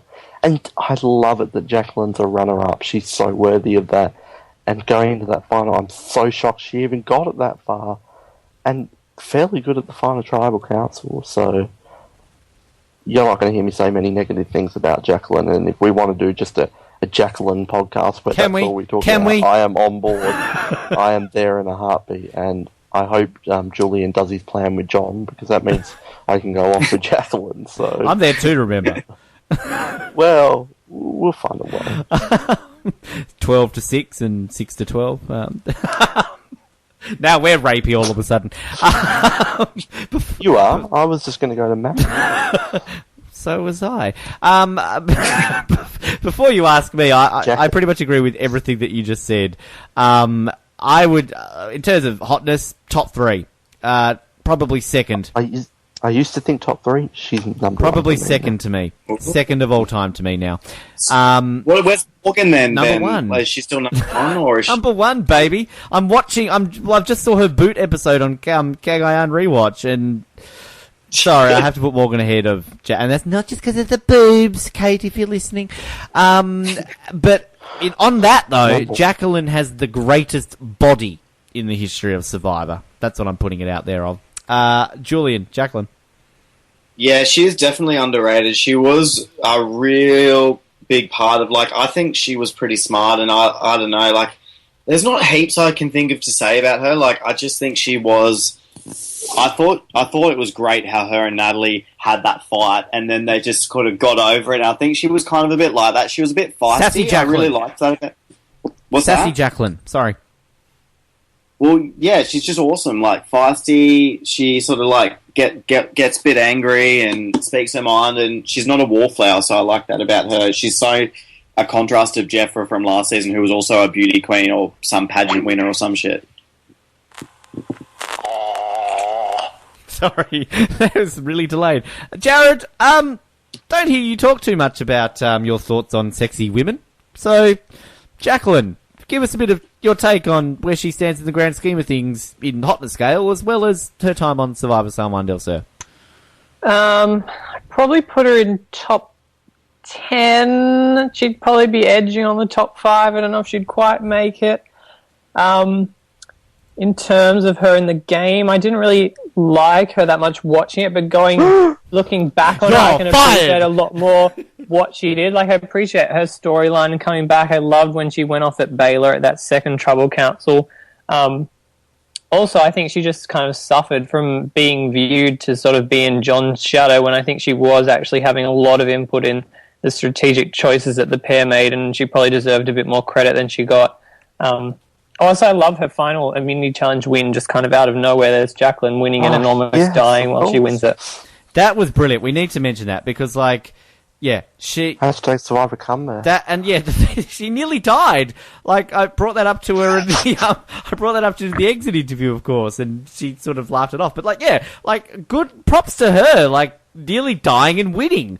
Like, if that was fucking Boston Rob, like, Jeff Probst would have had his dick out and jizzing all over himself. But, like, if this was Jaclyn, he's just like, oh, are you okay? Oh, you win immunity. That's probably, there's my titty fucking moment of this episode. Apologies for people. Her winning immunity, though, we thought Natalie had that in I the love bag. that. Yeah, you and I remember you and I sitting there. It started, and we're just like, Natalie's won this. Like, do we even need to watch this? You were on your phone. I was on my phone, like, and you're like, Ben, watch it! You're like, Jaclyn nearly died! Yeah, that's right. You were on your phone, and Jaclyn got in the lead, and you weren't watching. Ben, are you? Because I'm like, Natalie's won this. What do you want me to watch? Yeah, that's right. That was fun. Oh, can I just stare at this picture all day? We needed to film that. We'll do that. We'll do, like, you come over for the premiere and we'll do, what's that thing they do at YouTube now where they film people's reactions? You do realise I'll probably play up to it though. I'm like, I'm being filmed. Yeah, you'll do confessionals. Halfway through. I'm really enjoying watching with Noah. He's actually a good companion to watch Survivor with. Noah's confessional. Fuck, Ben stinks. He needs to have a shower. He's always on his phone. Rossi's gone. Rossi can't talk about Jaclyn. Oh, well, we'll talk about it more then. What a loss. Jaclyn, can we just talk about her for the rest of the episode? Stuff, Natalie. Oh, I just made some Natites angry. Alright, so Jaclyn ended up with 32 confessionals, so just ahead of Missy, but just below Josh and Baylor. And do I have a Jaclyn fact, maybe? I don't know. Let's find out. We're all excited for Jaclyn facts, clearly. The only castaway to remain on Coyopa until the merge and not receive a vote. John and... You know, can I say something negative about Jaclyn, though? No, or is that bad? No. Yes, okay, if you have to. Well, I thought it was bad in her final Trouble Council to bring up her, like, condition again. Like, I don't think that's, like...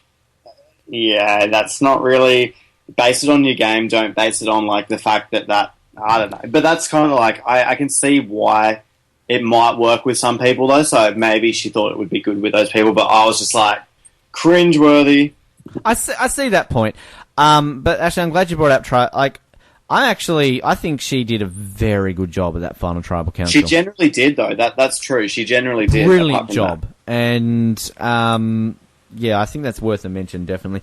Here's another interesting one, kind of, again, based on what we said before with Kelly and Dale. Jaclyn and John were going to be on The Amazing Race, but were asked to be on Survivor instead. Wow, Jared, how do you think a Jonkel and pair on The Amazing Race would go? I think top three. Top three? I think they'd fight along the way, but that'd be good. They would be so fun on The Amazing Race, actually. Especially if she didn't talk to him for a whole day on The Amazing Race. Now, that would be good. Oh, how do we not... Where are we meant to be going, Jaclyn? How do we not mention that with Reed? Talking about sassy Jaclyn, I fucking love that moment when Reed's like, oh, so you didn't get a chance to join? Well, that's bad for my game. And Jaclyn's, oh, well, too bad. The way she just, like, shuts him down as if to say, like, well, not my fucking problem. It's true, though, yeah. Rossi's back. We can talk about Jaclyn longer. Yay! Rossi, we're talking about Jaclyn. I loved her since episode 2. So, why not episode 1, Rossi? Probably didn't even know she was on the show until episode 4, so good point. watch it. Well done. So that's it? No, I think she was actually a really good player. One of the tops of the season. Brilliant. We, Noah, welcome back. We just discovered the fact that, according to what I'm reading right now, John and Jaclyn were meant to be on The Amazing Race, but were asked to be on Survivor instead. How will they go on The Amazing Race? I said pre-season that so many of these Blood versus Water people were going to be Amazing Race recruits. But get them on The Amazing Race right now, because I need to see that. They're doing a dating couple next dating season. John and so Jaclyn, get them on. John and Jaclyn are doing a dating They would couple? win it. It's a bit sexual. Here's a... Wait, Ben. Yes, Rossi. I read an article that said Baylor's supposed to be on Big Brother Australia. How do you think she'll do? She will not last long. That was random? Okay. Interesting fact here, that... So I'm just extending the Jaclyn talk. I don't really care about these trivias where they say, like, oh, they share a birthday with, like, a former contestant. That doesn't bother me. But, like, she shares her birthday with Keith. Keith and Jaclyn's birthday is on August the 16th. So... Oh, that's just after filming dates. That would have been cool to have the double birthday. 28 years apart, mind you. But wow, I'm 1 year older than Jaclyn. That works. I usually go for the younger girls. So that sounds so... Shut up! Don't touch that one! Just move on. Oh, you won't be touching that one. I'll be in jail if I do. Natalie Anderson. Well, she's not a minor. Exactly, Ben. God. Natalie's 1 year older than me. There you go. The winner of Survivor Juan Del Sur, Natalie Anderson, the second ever Natalie to win Survivor, the first Asian American woman to win Survivor. And to people who went off at me on the Ozcap, why did Ben have to keep bringing up that she was black? I said it once, and I was referring to the fact that I think that is a fairly fascinating statistic. There's nothing against that. It's the last I will say of it. Just shut up. Rossi, Natalie, the winner. I love Natalie. Twinny got me my $100, so thanks. Congratulations. Oh, you did. Congratulations, Rossi. You get PayPal working all right? Yeah, Good. 14 fucking years. Yeah. Natalie, yeah, I think a bit overhyped from the, what is it, the Natites? Is that what the word is? Yep. Okay, yeah, a bit overhyped, but no, I think did some interesting things that we hadn't seen before and made some new moves, and I appreciated her, and it was fun to watch. Jared, Natalie Anderson. I'm a big Natalie fan. I love the Twinnies, and I was so sort of happy that at least one of them stuck around to the end. I think there's a lot of what ifs in the moves that she made, but I think judging, however, you can only sort of judge her on stuff, how stuff turned out, and everything sort of turned out perfectly. I think patience is kind of potentially underrated when it comes to Survivor, and I think she sort of showed a lot of patience, and she was constantly thinking ahead, and I liked how she made people feel like they were so secure with her, and then she was just ready to get them out later down the line. Julian. Yes, I loved her. I think it was so cool to think that she, at 21, I was like, oh, there's no way that someone that's already been on another reality show will win this one. And it's so cool that she did. And she was the one that deserved it the most. She definitely played the best game. And, this is probably a debate. And whether you or not her think her game was as good as Josh or Jeremy's, it obviously was, in my opinion. But, yeah, she didn't have to play a super hard game pre-merge because their tribe barely ever went to tribal council. But she just knew how to adapt really, really quickly on a whim, and she was kind of pulling the strings, apart from the fact when Jeremy went home, she had no idea. But other than that, she was leading the game, and she definitely deserved to be the winner in my mind. Noah. I kind of wish Natalie... Some people argue this, but I wish she got a better edit. I don't think she got a great edit, and I'm not talking the end of the game. I'm talking pre-merge and more so merge. The 3 episodes in the merge, we barely heard from her, and that's fine. It made it less of a predictable winner, but I wanted to know what she was doing during those times. It's all well and good about Jeremy, but Jeremy left. let's not have 20 Jeremy confessionals. Let's divvy it up a little bit. It was a pretty well-crafted edit. Like, they showed us what we needed to see from her during the pre-merge. But I just really wish we got to see a bit more. Maybe there wasn't more to show, but I'm sure there was definitely more to show from her. Yeah, the fans got a bit annoying, but we're over that. She played a strong game. Natalie did play a strong game. She did things when she needed to do them, and she definitely worked her way to the finals and earned the spot there. The one major deterrent on Natalie's game for me is I honestly believe if they didn't vote out Jeremy, then Jeremy beats her at the end. Like, I agree that she played a better game than Jeremy, because, look, she won, and she did things to get herself to the end. And Jeremy didn't. But if we're playing the what-if game, then I really think if John, Jaclyn, and all the other crew didn't blindside Jeremy, she wouldn't have done it, and I don't think she would have won against him, because I think the jury respected Jeremy more and viewed him as the better player. Whether or not that's true is open for debate, but I just think that's how the jury was thinking. And maybe, again, I'm an idiot, I don't know. But that's the impression that I got.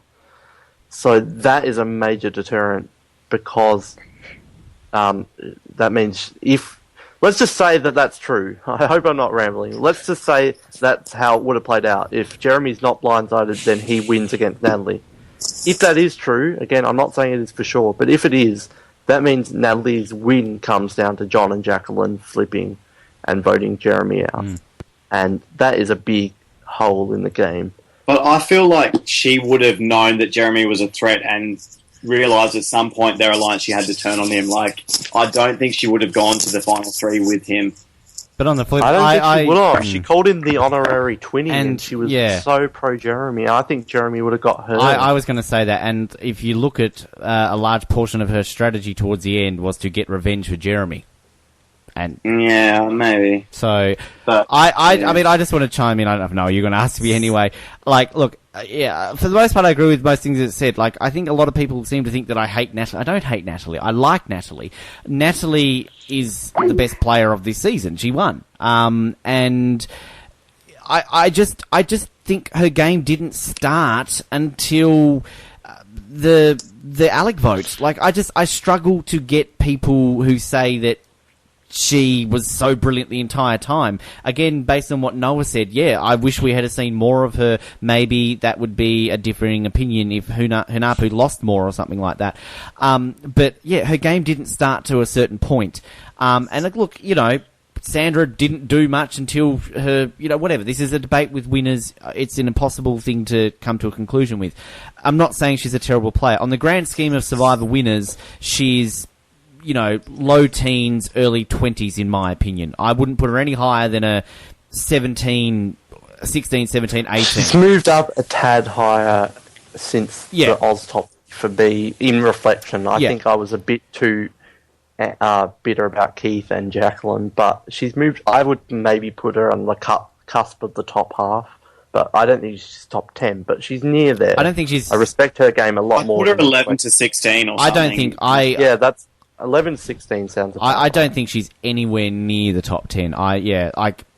17 probably the highest I would put her, and even then that would be a stretch. But I would be fine with a 14. Like, that sounds good for her. The thing that, and again, kind of as Noah just alluded to, it's the fans that, again, we're not starting on that. It was hard not to start on it because sounds like we are, Ben. Well, it's different. We went over this in the Oztopsy, I feel, but like, and I feel bad having that as a thing because, like, going into this season, these were probably the two of the people I was most excited to see because I've never seen The Amazing Race with them on it, but I loved them, like what I saw of them, and I love Natalie as a character, and on a rewatch I'm sure I'm going to appreciate her more, but I just can't get this hype about her. I'm seeing people saying top 10 winner, I'm seeing people saying top 5 winner, and the thing that annoyed me the most was people saying, this was the extreme, people saying that John and Baylor were going to vote for Natalie. I'm glad you brought that up, because I knew there was something I was going to bring up. Like, I'm sorry, people who follow us on Twitter, but we were getting people saying she was going to be unanimous winner. Like, really?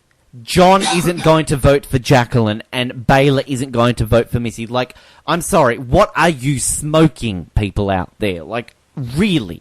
Can I just quickly add a bit off topic on that note that I forgot to mention? I wrote about this in my top 10, I think. I hate that Jaclyn doesn't get respect because she played with John. Mm-hmm. This season is called Survivor, Juan Del Sur, Blood versus Water. The season is to play with your loved ones.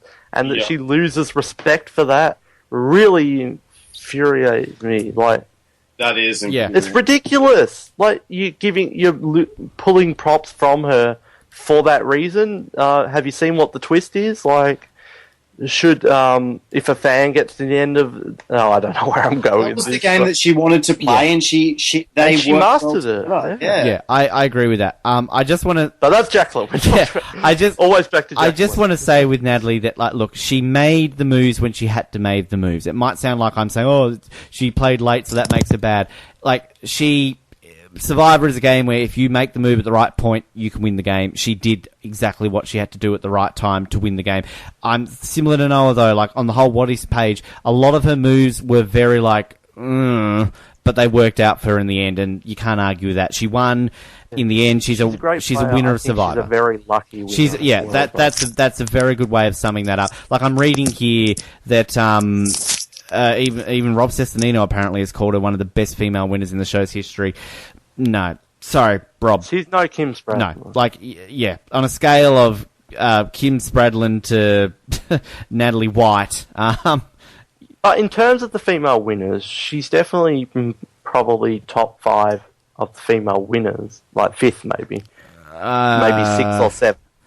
If we're talking just females, yeah, I'm just thinking off the top of my head. I'll get back to you on that. She played fairly aggressively, actually, like compared to a lot of the female winners from. I mean, I know Survivor's evolved, so like you have to play like that now. But like, I think Danny's an awesome winner from Guatemala, but there's no way she played as like ballsy as Natalie, and I really respect that about Natalie. I hate interrupting and being that person right now, but no, Danny is 5 to 10 notches higher than Natalie as a winner of Survivor. Sorry. I can see both sides of the spectrum. Like, I can definitely see what Julian's saying, but do you have to be ballsy? But that's my like. I think the Danny strategy of winning Survivor is like, to me, Danny's a top 2, top 3 female winner of Survivor. Like, her strategy is, look, we're not here to talk about Guatemala and Danny, but it's Danny wins Guatemala. Danny wins Guatemala. Sorry, people who haven't seen it, but like, yeah, I look, that's a good point you make, Noah, about in terms of ranking just the female winners, and I'm trying to compute that, but. I think Julian has a point with the aggressiveness. It just depends what game you want to play, like.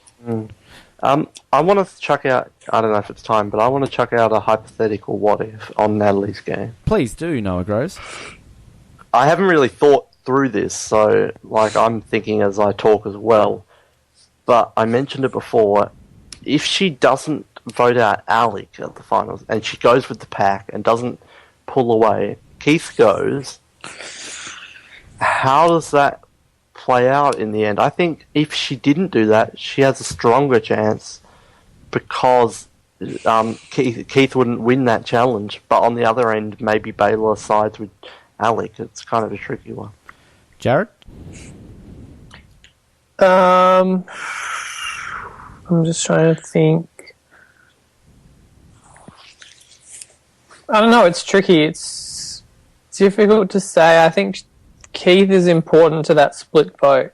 I think if Alec's still around, then, I mean, he's the obvious target, but then it's more difficult to split the vote. I mean, the idol was an issue, but it could have been, so. Rossi?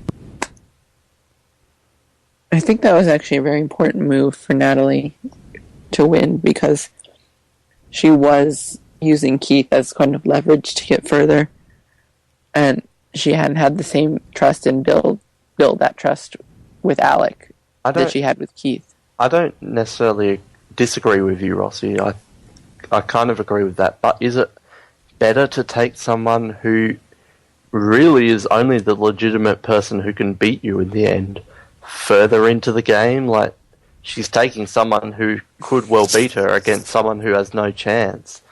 But she has more of a trust with the guy who can beat her over the one who has no chance. So it's such a Keith's grey also a area. bigger target. Likely to draw more target than she is. But Keith was much stronger immunity winner and could win at the end. Alex sucked at immunity and couldn't win. But yeah, then on the other spectrum, he was kind of close with Baylor. It's tricky. Julian? What was the question? It's like if she should have got rid of Keith before Alec. Was that it? Yeah, if she did get rid of Keith as it was supposed to be instead of Alec. I think she sort of felt, I don't know, like maybe she should have switched around. But I think that, I don't know, Keith was good at challenges, but I feel like she had enough confidence that she knew she would get the support of Baylor and Missy to get him out or whatever, and Jaclyn. Like, I sort of figured that she thought she'd have another chance. And yes, it's maybe a little bit of a risk, but I don't know. I feel the possibility then is open if Keith isn't there that Alec sides with Baylor, with Missy, and then Natalie could be then a target. Like, I don't see Natalie necessarily then, trying to get the vote against John and Jaclyn working, because they then have Alec to fall back on, whereas, I think you mentioned Natalie had Keith to work with. But again, your argument is a good point that Keith is a legitimate person to beat Natalie, whereas Alec wouldn't have beaten Natalie. So, in that, it's tricky. It's a sticky situation. In credit to Natalie's game, Juan Del Sur has so many grey moments. Nothing's black and white, and she worked through it to get to the end. So, I think props for her for doing that in such a grey area season. I would put Natalie about 7th or 8th of the all-time females out of the 12. Ooh, who would be above her? Who would be above her? Kim, Denise, Parvati, Danny, Tina, Jenna. Jenna is better than Natalie. I think Jenna's hugely underrated winner. Sandra, did I mention Sandra? And then I think she's like her. I'm tossing up between her and Vecepia. So for like 7th and 8th. So I think around 7th or 8th out of the female winners. That would be me. But again, my opinion. I don't know about Jenna. I am a bit soft on Vecepia. Like, I know people like so love her, but I know it was a different game back then. I'm coming around a lot on Vecepia over the years. This is the problem. And I think I reserve judgment until a second rewatch of Juan Del Sur. So that's a good... Natalie beats Natalie White and Amber. Natalie White, Sophie and Amber are hands down below Natalie. So there's one more that I had below her. Yeah, I'm just trying to think of something. Who did I'm just looking at scrolling through here. Yeah, Vecepia. Vesepia's probably below Natalie, if I've got to be fair. And okay. So I don't know what I was about to say there. So just quickly a few things on Natalie. There's a few interesting things here, actually. 4th consecutive castaway named Natalie to reach the Final Four, after Bolton, White, and Tenerelli, and the 3rd consecutive Natalie to reach the final tribal council in a final 3. That's a fascinating statistic. But it was brought up throughout the season that she's the first Natalie in the history of Survivor, I believe, to get more than 15 confessionals in a season. So, Ben, you're just starting Name Game Part 4 here. So. Oh, goodness. Alrighty, shut up.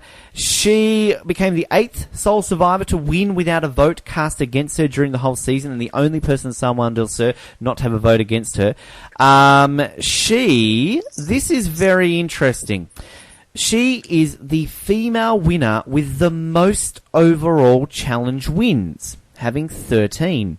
She only has Bob Crowley, who has 14 wins, and Tom Westman, who has 17 wins ahead of her. There you go. Wow. That's something that nobody's factors into her, I feel. I feel like it's getting a lot better. Like, Yeah. She Love her. is the first female contestant to possess a hidden immunity idol since Andrea in Caramoan. I then would put a fact that she's the first one to find a hidden idol since Abby Marie. And she is her and Nadia are the fourth and fifth castaways to have dual citizenship, following Todd Herzog, Abby Marie Gomez, and Aris Bushkauskas. And the third winner to have dual citizenship. So if you're a dual citizen and you play Survivor and your name's like Abby Maria or Nadia, you're going to win. So I think there's more. My question. Yeah, it's a good point, but I think officially anyway. So there we go. That's everyone. So a few housekeeping things that we obviously have got to get to. Oh, Natalie, I should mention, she got 44 confessionals, third most confessionals of the season. So it's pretty good. She has, having said it's pretty good, she has the lowest confessional count of a winner since Denise, who had 38 in a season. She's the first winner to have a donut, so double donut, 2 0 episode confessionals since Sandra in Heroes vs Villains.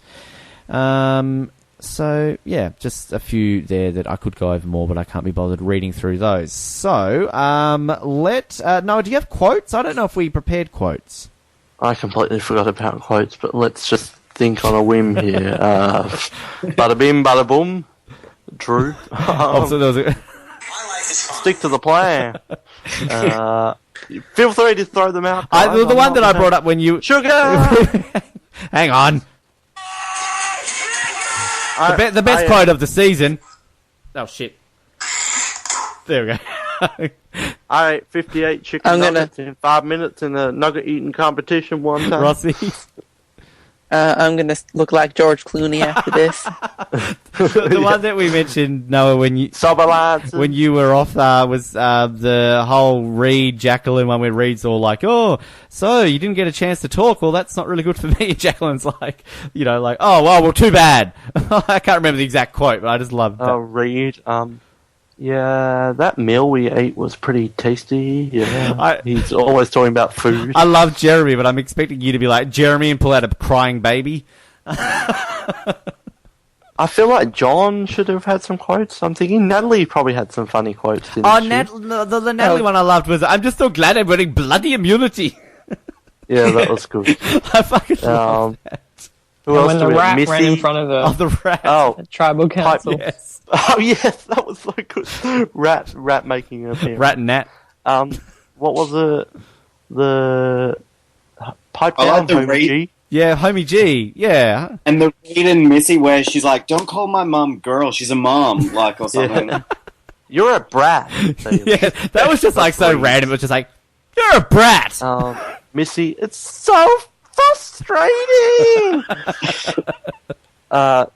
He's an ass now. He was an ass then. He's probably still an ass now. Did John Rocker have some quote? Wetland. Shut your mouth before I shut. If you were a man, John Wetland. I'd knock your teeth I out. got beat by a girl. Look, here we are, like banging Apple Rocker by saying like. Yeah, you figured me out. WETLAN. We didn't mention the whole Natalie fight where she's like, "You are a racist." Yeah, that is a big detriment to her game. That was her least proud moment, I think. Who else? Is there Val quotes? I'm just thinking of all the players. I have two idols. Oh, Alec. I'm a meat collector. I collect meat. There's just his still face at Tribal Council. What about Jeremy's Surrounded Drown? Yes, Surrounded Drown. That was a good one. That was a pretty famous one at the time. What did Dale say to Missy? U-turn. Did he call her a bitch? Or maybe not. Oh, no, he did say that. Bossy, self-centered bitch. Yeah, bossy, self-centered bitch. Yeah. That's a pretty good one. Does Baylor, Homie G, does Kelly have one? Maybe not. Kelly was just awesome. Julie, did she have I one? quit. I think she had a funny line at one time.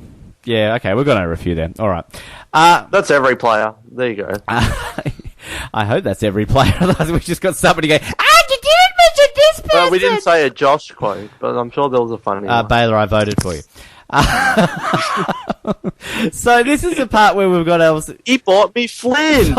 Final set of questions. I also want to look at our preseason predictions, but I love reading through our cast assessment article. I love reading what we write. Jimmy, a few of these ones. Jimmy! So Val and Jeremy. Jeremy wrote, Jeremy is one of my favourites to win this season. He will probably be well respected. What? Within his being a firefighter. Clearly I checked these before I paste it. He looks very fit and looks to be very sociable.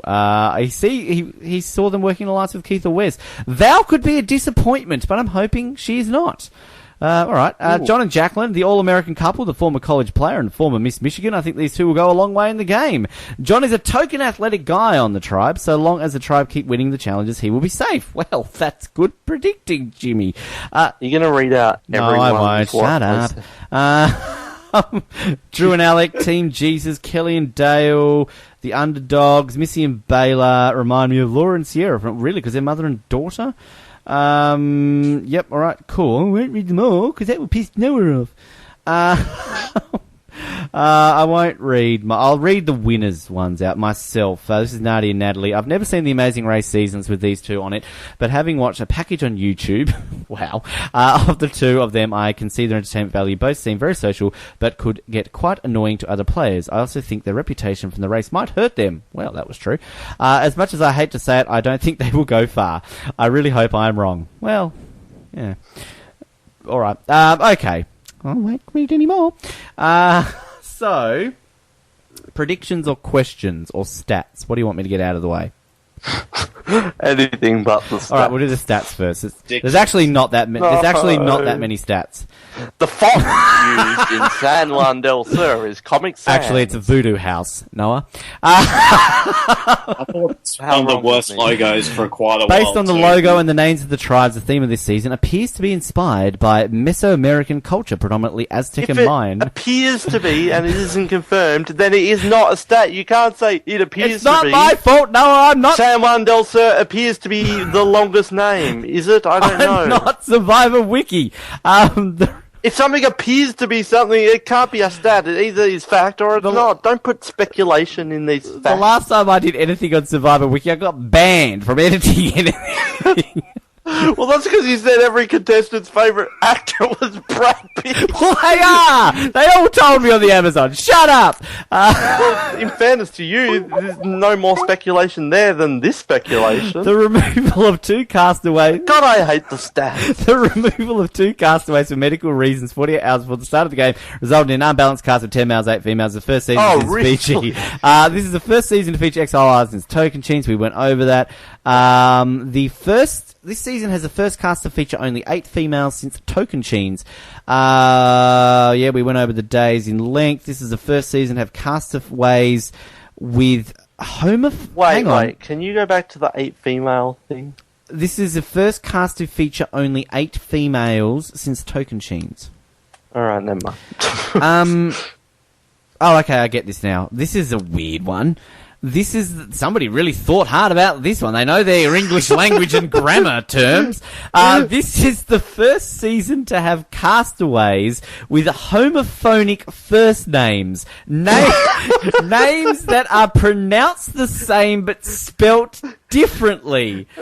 Namely, John Rocker and John Mish. Both players were also voted out while having an idol. We didn't even mention that John Mish had an idol. Good job, us. Oh, well, this is an obvious one. This is the first season to include a pair of twins. Oh, thanks. I already mentioned that one. Wait, who were the twins? I think it was Rocker and Missy. Jaclyn's a twin. Keith thinks so. Jeremy's a twin. Jeremy had a twin called Josh, who's gay, funnily enough. This is the first season with all new players to follow another season with new... I've said that one. Nadia was the first cast... Oh, that's a stupid stat. This is the first season since One World where the last woman left standing wasn't in her 40s at the time of filming. Actually, that's kind of interesting. Think about that for a second. The last woman left in the game wasn't in her 40s. First time since One World. That's fascinating. I like that. But it's not the last woman standing, because the final three is just the final three. They're all the last one. But then, like, they're still the... No, it should just say the winner. But it's not... They're not talking about they're talking about the highest placed female. Because we did... Monica and Dawn. Yeah, and Denise. And Cass. So this is I get the stat. It is the first season since One World not to have a male finalist, and the final one, which was a quit one. We don't need to go there. All right, they're done, Noah. You don't have to put up with that for another 6 months. Stop palling on me. They're the worst. All right. So pre-season predictions. We'll do this before the questions. Okay. So going over these quickly. Who will win? I said Val. Noah, you said Val. Jared, you said Josh. Julian, you said Wes. Rossi said John. I won't go over. Do you want me to go over the others or just who's on the podcast? Maybe just us for the winner. Oh, just us. Just us. Paul, Kate, Colin, and Joppy. Who cares? Who will be the first boot? I said Dale. Noah said Wes. Jared, you said Kelly. Julian said Keith, and Rossi said Julie. Who will be the season's goat? I said Missy. Noah, you said Jaclyn. No. Jared said Missy. Julian said Julie, and Rossi said Wes. I don't know if... I don't think that there wasn't a goat, but Ben and Rossi are kind of right. Who... Or was it Ben and Jared, sorry? Who will be this season's no vote getter? We didn't have one. However, I think I got the closest here. I said Missy. Noah, you said Natalie. Wow.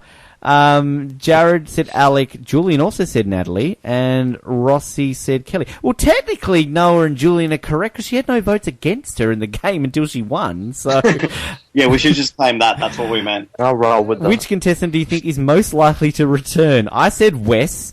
Noah said Julie. Jared said... I think it was a joke. Jared said Nadia. Julian said Drew, and Rossi said Baylor. So we're all wrong. Yeah, there's no... I always pick the wrong twin. Which pair will turn on each other first? Well, nobody did, but I said Julie, John. Noah said Alec, Drew. Jared said Wes and Keith. Julian said Rocker McGee. And Rossi said Jaclyn and John. Probably say Jaclyn and John closest there, Rossi, although, yeah. Yeah. What episode would John be recognised? We all said one, except for Rossi said the second episode. I don't know how you would gather that. Well, we were right. Well, I thought that the other tribe would lose first, so it wouldn't be talked about until they go to tribal council. This is a good one. What episode would the Twinnies be recognised? Well, they were, Jeff Probst basically brought it up, so... We're in The Amazing Race! We all said episode 1 anyway, so it doesn't matter. This is the funniest question of the preview episode. Which former contestant will be first mentioned in this season? I said Russell. Noah said Eve Rojas. Jared said Malcolm. Julian said Parvati. And Rossi said Spencer. Who was it? Yeah, we didn't take note of that. Jatia. It had to be Jatia. Yes, because John was like, I'm totally Jatiaing right now. Yeah, I like that question, though, because that's a good point. I think I was closest. Eve Rojas. Turn it up. Just officially, by the way, this is now the longest Ozcap ever. Yay. I've lost my spot. Where are we up to? Who will get the most confessionals, aka the Russell edit? Wait, so it was John, was it? So it was John Mish is the correct answer here. I said John Rocker. Noah said Jeremy. Closest so far there. Nadia, Jared, you went for the wrong twin again. Julian also said Rocker, and Rossi said Wes. What the fuck? Wow. So Wes had real pre-game hype from all of us. Noah, I think, takes the bacon there. Who will get the least confessionals, aka the Purple Kelly edit? Well, just to quickly look, technically it is... but Wes was the Purple Kelly. We're out of, let's discount Nadia, Val, and Kelly. Wes, for somebody who lasted as long as he did, only got 9. So Wes will be... he was the Purple Wes is Kelly, the correct answer. The people who voted here, I said Baylor, Noah said Julie, Jared said Alec, Julian said Jaclyn, and Rossi, you said Val. Wait, did I say Julie? Yes. And who did I say would return? Julie. I'm a dumbass. What?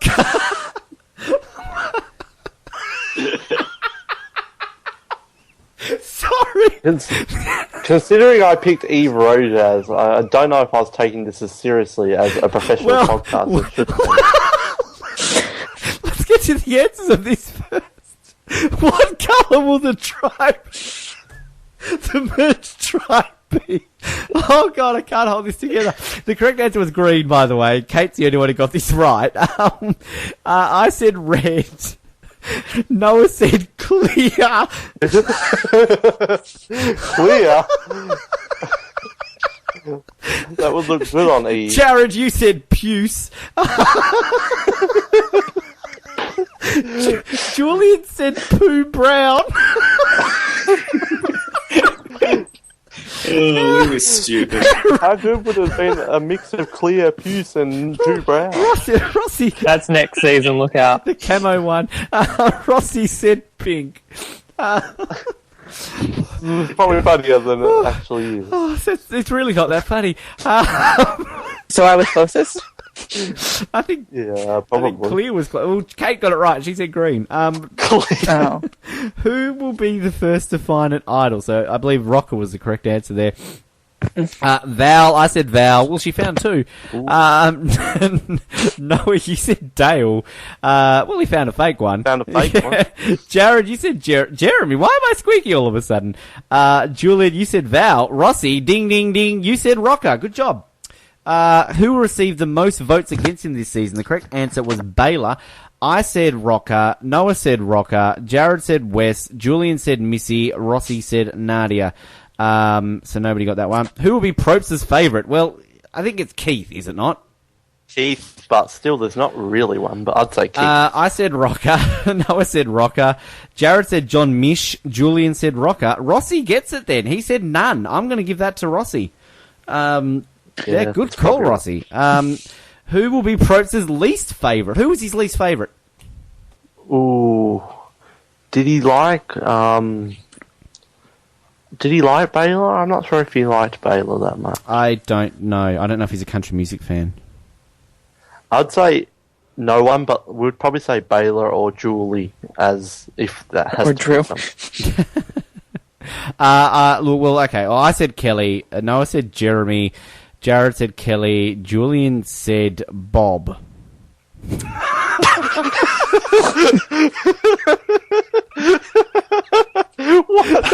Bob? No Who the fuck is Bob? Crowley? Bob showing up in his clear buff. With Eve Rojas. And Rossi said Reed. Reed. Oh, here we go. Quitter. Will there be a quitter? Ooh, I said no. Noah, you said Julie. Jared said no. Julian said Kelly and Josh. And Rossi said Jaclyn. Showman. I said Wes and Baylor. Noah said Rocket, Josh and Reed. I see what you did there. Well, he said he's a big fan of Josh and Reed, so I was kind of right. Jared said Drew and Kelly. Julian. Stupid bitches. Julian said Missy and Dale. And, Rossi, good job here, mate. Missy and Baylor. I swear we were the complete opposites. Like, Julian's was the complete opposite, and Jared's was the complete opposite. God. Well, Colin said Val and Jeremy, so... Nice one, Colin. The Medivac, the last one. Will there be a Medivac? I said no.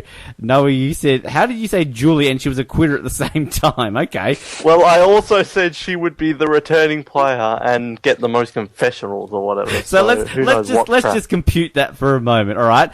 Julie's returning after getting the least amount of confessionals, quitting and being a Medivac. She must have been sucking some dick out there. Ben, now that this is kind of the wrap-up of the season, I just want to apologise for being such an arsehole. Can I use that as next season's sound clip? on the new intro for 2016. So, yeah, okay, Jared, you said Baylor would be a medivac, Julian said no, and Rossi said Dale. Yay, I actually got Jared's right. the closest because Missy got hurt. Well, I said no, and Julian said no. There was no one who got medivac, so we I win. think no is probably the real answer. Yes. Sorry, Jared. Get off it. Dang Get it. off it there, Groves. Alrighty. Okay, that's all done and dusted. So let's wrap this up with another famous Survivor Oz. Wrap it up with a famous set of questions. Do we have some famous questions to wrap up our rankings cast, Noah? Who came in at number 312? Paul, why did you pick this person? Having listened to all the Ozcaps from the start, very entertaining answers, and the fact too that one of these questions was added around about Palau, I think, and I'm adding an extra question that will be exclusive to this episode only. Well, I feel like each new Ozcap we need to add a new question. So for season 40, it's going to be a lot of questions. Bloody oath.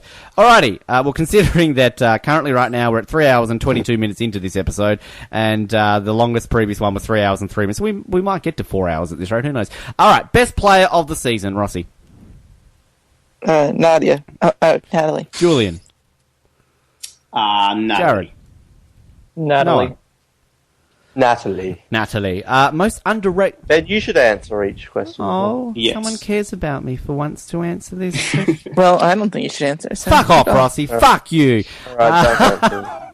Wow, that was a bit angry, Ben. Sorry, Rossi. That was uncalled for. Yeah, I'd say Natalie. Most underrated player all season, Noah. Jax. Jared.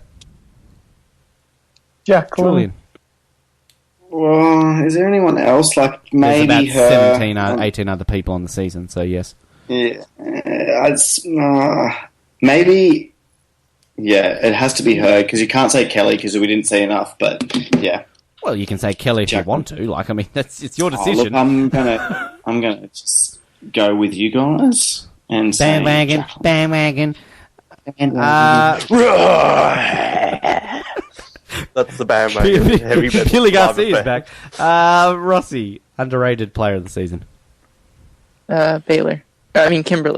Not that anybody cares, but I'd say Jaclyn too. Worst player of the season, Julian. Drew. Jared. Drew. Rossi. Yeah. Or those Asian girls. Wow. Noah. Batman, aka Drew Wayne. I really hope that the one who's returning come back next season wins, Rossi. Yeah, Drew. Best challenge of the season, Jared. The last one, I reckon. The last one. Okay. Is that the one where Jaclyn died? Okay. Yeah. I thought you were talking about like that. We've said the funniest challenge in the history of Survivor. I think the hardest challenge in the history of Survivor, the one that Keith had to practice. And that was epic. that to me is the hardest one ever. And can I just point out, Ben, when that was happening, you were like, "This challenge is so easy." Hang on. Ben, what are you talking about? Hang on. I didn't say easy. I said having. I remember that. I said having practice is not an advantage. How is that an advantage? That's what I said. I didn't say it was easy. Noah. Overall, this season the challenges sucked though. Yeah. Yeah, it's a big down. There was barely any water challenges like that. It was the same challenge. It was the same challenge in every episode. Yeah. Yeah, it really was the same structure. Noah, best challenge. So, one of the good challenges was that I hate to admit it because that little kid was annoying, but the one that kid I wasn't talking. It's okay. Oh, you're so so snappy. I was just going to say, I was doing a call. Say it so Noah can go. One of the good challenges was that one that annoying little kid designed. That broke Missy's leg. That little shit who broke an old lady's leg. Fucking hates old ladies. I did like that kid though. That kid was awesome. Yeah, he was funny. He was like sassy. We need to point out here. Enough of the fucking kids and families in the finale episode, CBS. Like, we get it. We don't need random. He was kind of funny, but we didn't need the awkward kid where Jeff's like, "Eat this rice." Eat your rice. Imagine if that. I would have loved that segment if Jeff Probst had to turn around and gone, in the words of Crystal Cox Walker, eat your rice. Yeah, can someone get that clip and like mix it up so it's Jeff giving her the rice and then you hear Crystals, eat your rice. Oh, don't make me start crying again. So I asked Noah to answer, and Julian answered. So Noah, it's all right. I forgive him. You're so snappy. Thanks, Noah. Of course, it has to be episode 10 Immunity Challenge with all the chicken wings and the 2.5 Men references and the spitting. Of course, that's the best challenge in Survivor history. Rossi, best challenge of the season. I'll say the one Jaclyn won with special mention to the one Noah mentioned. Can we just say that Jaclyn almost died because she needed to go to heaven because she's an angel and that's where she belongs. Aww. All right. Biggest moment, the key moment that decided the game. Jared. We need the conch shell. I'm going to say Natalie using her idol on Jaclyn. Rossi. The Jeremy blindside. Cronenberg. Julian. Jeremy Blindside, yes. Noah. Taco Overload, also known as Jeremy Blindside. The biggest what if moment, Julian. What if Julie hadn't have quit, I suppose. Good point, Rossi. That was mine, yeah. What if Julie didn't quit? Jared. What if Rocker played his idol? Noah. I think it's just a continuation on last one. What if Jeremy wasn't blindsided? Worst moment of... creative. Worst moment of the season, Rossi. I don't know. Ooh, creative. Watching Jeff Probst tell her how fat Americans were. He's so snappy. It's all right, I wasn't talking. So we're watching Jeff Probst tell America how fat they were. Yeah. Good call. I like it. Julian, worst moment of the season. Worst moment? Fuck, I don't know. Like, probably Drew trying to negotiate with Jeff to get items back, because the first time was cute, the second time Drew trying it was not cute. Jared. I'm going to have to go with the individual reward trades. All of them were foul. Which we didn't mention at all. Good job for us. Noah. We did mention it multiple times, so I don't know what you're smoking. But I'm smoking something. Yeah, I think Rossi makes a good point, giving random awkward stripy girl a bowl of rice and telling her that she's got to eat the rice. Eat your rice! Was a low moment. I didn't think eat your rice would ever return to Survivor. Eat your rice, America, you're fat! Yeah, that was low, like putting plates of spaghetti on the stage during the episode. That was pretty low. But honourable mention to poor Jaclyn hurting herself at the challenge. Where would you have kissed her better? On her hand. I would have kissed her better on the lips. Sexiest contestant. Well, get your mind out of the gutter, Noah. That's where you kiss people. Jared, sexiest contestant of the season. What? Nothing. Leave me alone. I'm just doing raspberries. On Jaclyn to get her better. Oh God! How did we? Let's look at the full circle of San Juan Del Sur. Starting off as a preview episode, ending with an Ozcap. Now, what were we talking about Jaclyn in the preview episode? And now we're still insulting her, I feel, in the... It's not insulting her. It's the ultimate compliment. What? Giving her a raspberry on her lips. The ultimate compliment. Is that why you're single, Noah? Like giving someone a raspberry.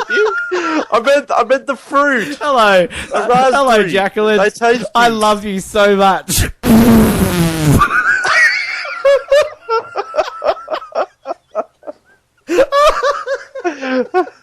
Oh my god. Jared, please answer the question. I'm talking about the fruit.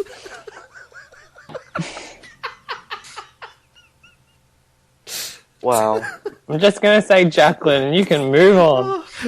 I'm so sorry, listeners, if you've made it 3.5 hours and thought, oh, wow, a Survivor Oz podcast 2015, it's like 3.5 hours long, this will be entertaining. 3 hours, 30 minutes into it. And you thought 2015 we were going to get better. Rossi, sexiest contestant of the season. Jaclyn. Julian. John Mish. Love him. I don't know who Noah's going to answer. This is difficult, Noah. Who would you pick? Eve Roche. No.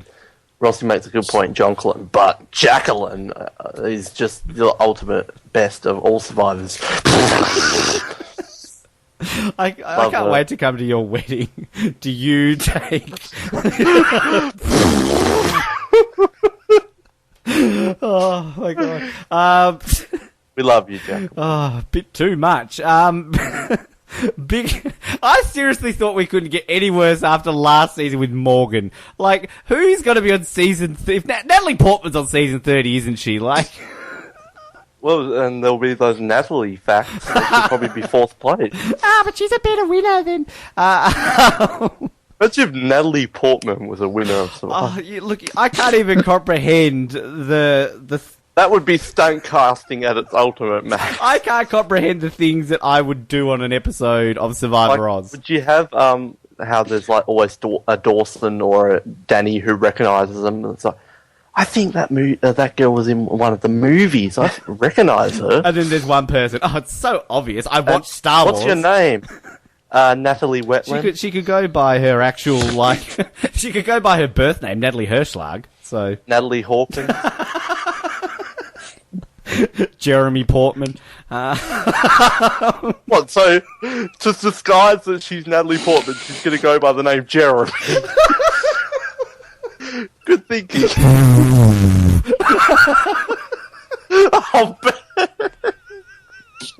Oh my god. Okay, you guys are getting like ridiculously delirious. Oh, shut up, Ben Pal. I feel like I'm was the falling raspberry into for a void here. Natalie or Jeremy? Oh, both. Yeah. Let's get these questions. Whew. Hello to Ben Powell if he's listening, by the way. Biggest what the beep moment of the season. What the beep moment? Of the season, not this podcast. Noah. Biggest what the beep moment. Jeremy Blindside, of course. Jared. Yeah, Jeremy Blindside. Julian. Probably like some of Jeff Probst's moments, like when he just cancelled the challenge or something. Oh yeah, we didn't mention that, did we? Like, oh, so you're all going to do this? Oh, let's just cancel the challenge. That's a good one. So something like that. Rossi. Tommy G. I really feel like we just have not given Jeff Probst enough credit this season for just how great he was this season. He was sassy, Jeff. Player. Well, this is a obsolete question because no one has returned from this season. These were written back when we were doing older seasons. Anyway, so the question is player you would most like to see return that hasn't returned. So I will rephrase that to player you would most like to see return to play again. Noah. If either John, Jaclyn, or Keith return, I'm a happy man. Jared.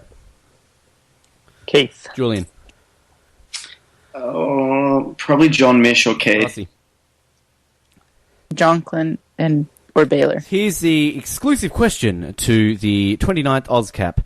Which season was better, Blood vs. Water 1 or Blood vs. Water 2? Rossi.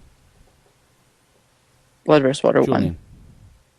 Oh, I would have said a few episodes ago Blood vs. Water 1, but I have been watching Blood vs. Water 1 and it gets very Tyson-y, and I don't know, it has probably pretty equal. To be honest. Fascinating. I just rewatched Blood vs. Water, and I still think it's a great season, but it goes down a few notches on a rewatch. This one is so much better than I first thought, and Blood vs. Water 1, while still a good season, this one is equal to it, I reckon. Jared. Juan Del Sur. Noah. Sequels never work in Hollywood. but this is the aliens of Survivor, and I think Juan Del Sur is better. But it is very close, like someone said. It's one spot difference, but I think Juan Del Sur, and it's a nice teaser for an article coming up.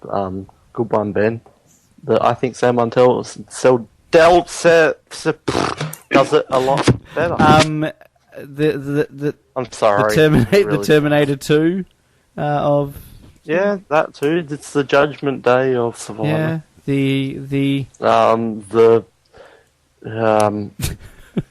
Honey, I Shrunk the Kids 2 of Survivor. The Phantom Menace of Survivor.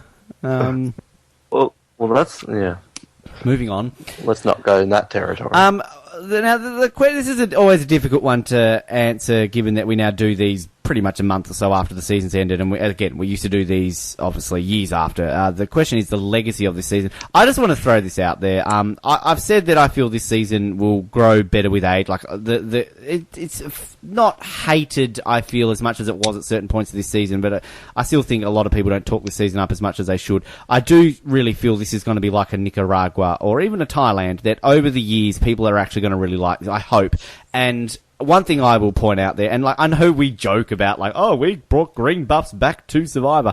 As far as I know, we're like the only podcast who openly applauds this season. So I would say that I hope personally, from a host of a Survivor podcast, that we can be some sort of advocate for this season going forward. I just would like that to be something out there as a legacy, just from my personal opinion. Noah.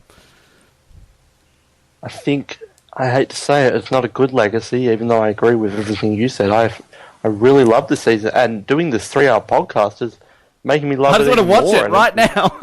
Yeah, all these moments, and it could creep up into my top 10. It's in my top 10. I'm telling you, it's like number 10 right now. And I'm sad it's over now after doing this podcast. Let's just do another one tomorrow. But commentaries are starting tomorrow. Fuck All Stars. Actually, no, I don't mean that. I hate to say it. I think it's a bad legacy, or maybe good, depends on how you look at it. But I think it's the end of the reign of Blood versus Water on Survivor. There won't be the Terminator 3 Rise of the Machines or the Alien 3. I don't know if that will happen. Underrated Terminator film, can I just point out? Rise of the Machines. Good movie. Jared, legacy. Legacy, let's say the terminology, stick to the plan. Rossi. Big edits don't equal winning. Good one. Julian. Yeah, I was going to say with Audie, what? G'day, Audie. Hello, Audie. It's not fucking Garfield. Oh, God. I don't know what I'm saying. I don't know even how that came out. Audie, do you know Flossie? Clinton. That's the quote of the episode. Clinton, audience. Best quote of this episode. It's not fucking Garfield. Yeah, I agree with Rossi, and I think that the unpredictability of the editing was the legacy of this season, and I hopefully think we'll see another Blood versus Water again, because I think we'll be ready for it, but not soon. Off the cusp question, and like... Fans vs. Favourites 2, Caramoan was often... Yeah, that's the death of Fans vs. Favourites because it was such a terrible season. Do you feel that, like, when you look at Fans vs. Favourites 1, Fans vs. Favourites 2, and Blood vs. Water 1, Blood vs. Water 2, do you feel that, like, the Blood vs. Water seasons are still closer, and not just because they're 2 seasons apart, but in terms of how the seasons fare up as a total, that like there's a massive gap between Fans vs. Favourites 1 and Fans vs. Favourites 2, and like not the biggest gap. I think you kind of get where I'm going with this, Noah. Yeah, exactly. I agree with that. Yeah, but the problem is, I agree, but Jeff doesn't agree. I think Jeff has Caramoan closer to Micronesia than he has Juan Del Sur closer to the Blood vs. Water. That's a good point. And Jeff has a lot of power. Jared? Yeah, I wouldn't rule out either of those formats returning. I think given sort of the right opportunity, I think if Blood vs. Water returns, it will be with returning players. I don't know if they'd do all new people again for it, but I could see it coming back. I think we need it. Oh, sorry. What was I answering? So the kind of the gap between the two fans versus favourites, do you feel that the gap between the two Blood vs. Waters is closer in terms of the seasons, like how good they are? Yes. Yep. Okay. You need to change your picture. Blood vs. Water 3, season 34. I think it's fine to have another. What about Blood vs. Favourites or Fans vs. Water? Crossovers? Fans vs. Water, that'll That be could great. be the Alien versus Water it versus could be the Pepsi. Alien versus Predator of. You know what I really And want? Water will probably still win. Yeah, Bit off Jeffrey topic. won't win that. Bit off topic, but what I want for if they do returnees, I want them to bring back some of the Blood vs. Water contestants themselves? as the returnees with new loved ones. So, for example, like Sierra and her husband. That's a good point. So now she's playing Water instead of Blood, and Jeremy and Gay his brother. Yeah, I get that. Yeah, no, that's a good point. I like that. that would be fun. Not all the cast, but some of them at least. Special props. We've said that I don't feel we talked up Jeff Price enough. And Noah, you alluded to this before. Props to the editors this season. They're one of the overall best edited seasons in terms of actually keeping the audience, guessing. And not just for that reason. There's a lot of other reasons why the editors are so good.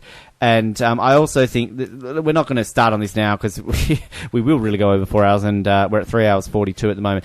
But I think in terms of this season, it went a lot old school in a lot of factors, which I'm sad we didn't really go over a lot of that throughout this episode. But stay tuned for articles. Yeah. I feel that there was a lot of old school elements to this season that we missed. Anyway, now the one thing that I can't bring up, of course, is I have here on my list of bits here, of course, is rankings from Oscars. We haven't ranked this yet. So just to close this out, where do you think this season sits out of 29 seasons, Rossi? You don't have to give me an exact... You can if you want to, but top 10, middle, bottom 10? Middle to low. Middle to low, Julian? Between 11 to 16 probably. Jared? Yeah, I think that same sort of area between sort of 10 and 15. No, I think you said 11 before, didn't you? I think I would have normally had it maybe 14 and Blood vs. Water 1 at 15. But honestly, after this and watching some of the episodes, it could make the top 10 on a cusp, number 10, I think. It's a great season. I definitely think in the Oscars later this year, I'm not expecting it to really be any higher than about 18. Yeah, 17. and then where's the recency bias on Kageyama? Yeah. Although Worlds Apart could be a dog shit of a season. Who knows? Mind you, though, I'm pretty sure we said at the end of the Cagayan Ozcap, maybe Juan Del Sur will be even better. But I think we're all in agreement that Juan Del Sur is not better than Cagayan. Anyway, I will say to everybody who has sat through this, thank you, a big we're going to close it out with Sticky Situation. How else could we close it out, people? Let's be Sticky fair. Situation. Let's go around the room and thank everybody. First of all, Rossi, pleasure, mate. Thank you for joining us. Yeah. Julian, thank you. Good to be here again. I enjoyed the How chat. many beers did you end up going through? I had a third one actually, so 3. Yeah, you are becoming the Not bad, cable not bad. of survival. Cable 2.0. It starts with 3, Julian. It only grows from there. Jared, thank you. Oh, you didn't stick to the plan. I should have been last. Oh shit! Fuck! Bums! Ass! Balls! Noah, cancel that. I didn't say that to you, Jared. Noah, thank you. Thank you. I'm sad that we have to wait 6 months for another Ozcap because I love them and I love this season. And if you want to talk about this season, hit me up. Ozler_Noah on Twitter, all lowercase, because I will talk about this season till the moon goes down. Tag you. We don't tag our Twitters enough. Julian, what's your Twitter? It is at Julian Gronenberg, one word. Rossi, what's yours? No. Wait, I'll let you know what it is. And I'm sad that we have to wait that long for an Ozcap. But also sad that this is kind of like the official end of talking about Juan Del Sur until we bring interviews with the cast and commentaries. So yeah. Jared, of course, got to save you to last. Thank you for joining us. Thank you for having me. We will be back with another Ozcap in around about 6 or so months' time with our Worlds. And what a great season Worlds Apart was. Like, we can't wait till we get to that.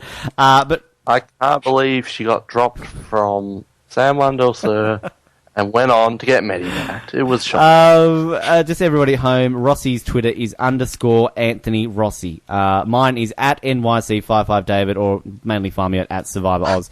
Anthony Oddie.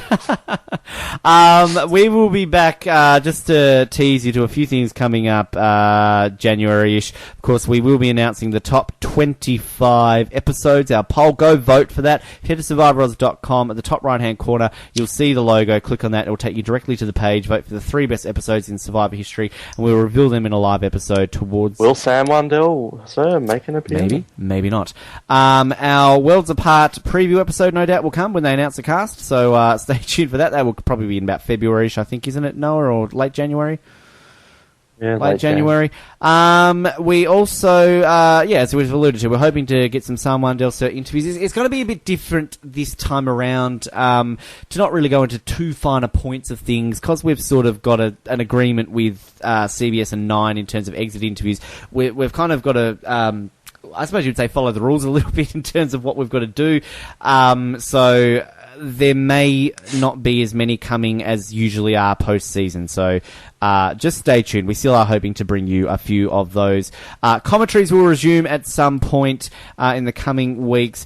The big one, though, that we keep teasing you about, and I did mention it, I believe, at the end of the Best Of episode, is that to celebrate 30 seasons, the 30th season, 15 years of Survivor, we are sitting down and ranking every single contestant from the first 29 seasons, 442 of them. Now, let's just say at the time of recording this, we are a little over halfway, and it's already taken us 14 hours worth of episodes to get where we are. So we're going to be releasing these probably at the start of February. Initially planned as 5 episodes. It still is 5 episodes, but they're all split into parts. So first episode is in 2 parts. The second episode is in 4 parts. The third episode, we're still going with it, so stay tuned. It's very fascinating, it's fun, and it's a lot harder than you think, so stay tuned for that along the way. SurvivorOz.com. Find us on Facebook, find us on Twitter, subscribe to us on iTunes. Remember to rate us on there and leave us feedback. We're also on Stitcher and all other services that you do find podcasts on. Thank you for your support. We're happy to be back for 2015. And as we close out to the dulcet tones of Baylor Kimberly Wilson, thank you for tuning in to our 29th Ozcap. My name is Ben, and we will speak to you next time on the Sticky Situation Trains. Feels like I stepped in gum, got honey in my hair. My Dairy Queen is melting and getting everywhere, like a movie theater floor. You hear every step. You're my sweet temptation. This is a sticky situation. Sticky situation. You're my sweet temptation.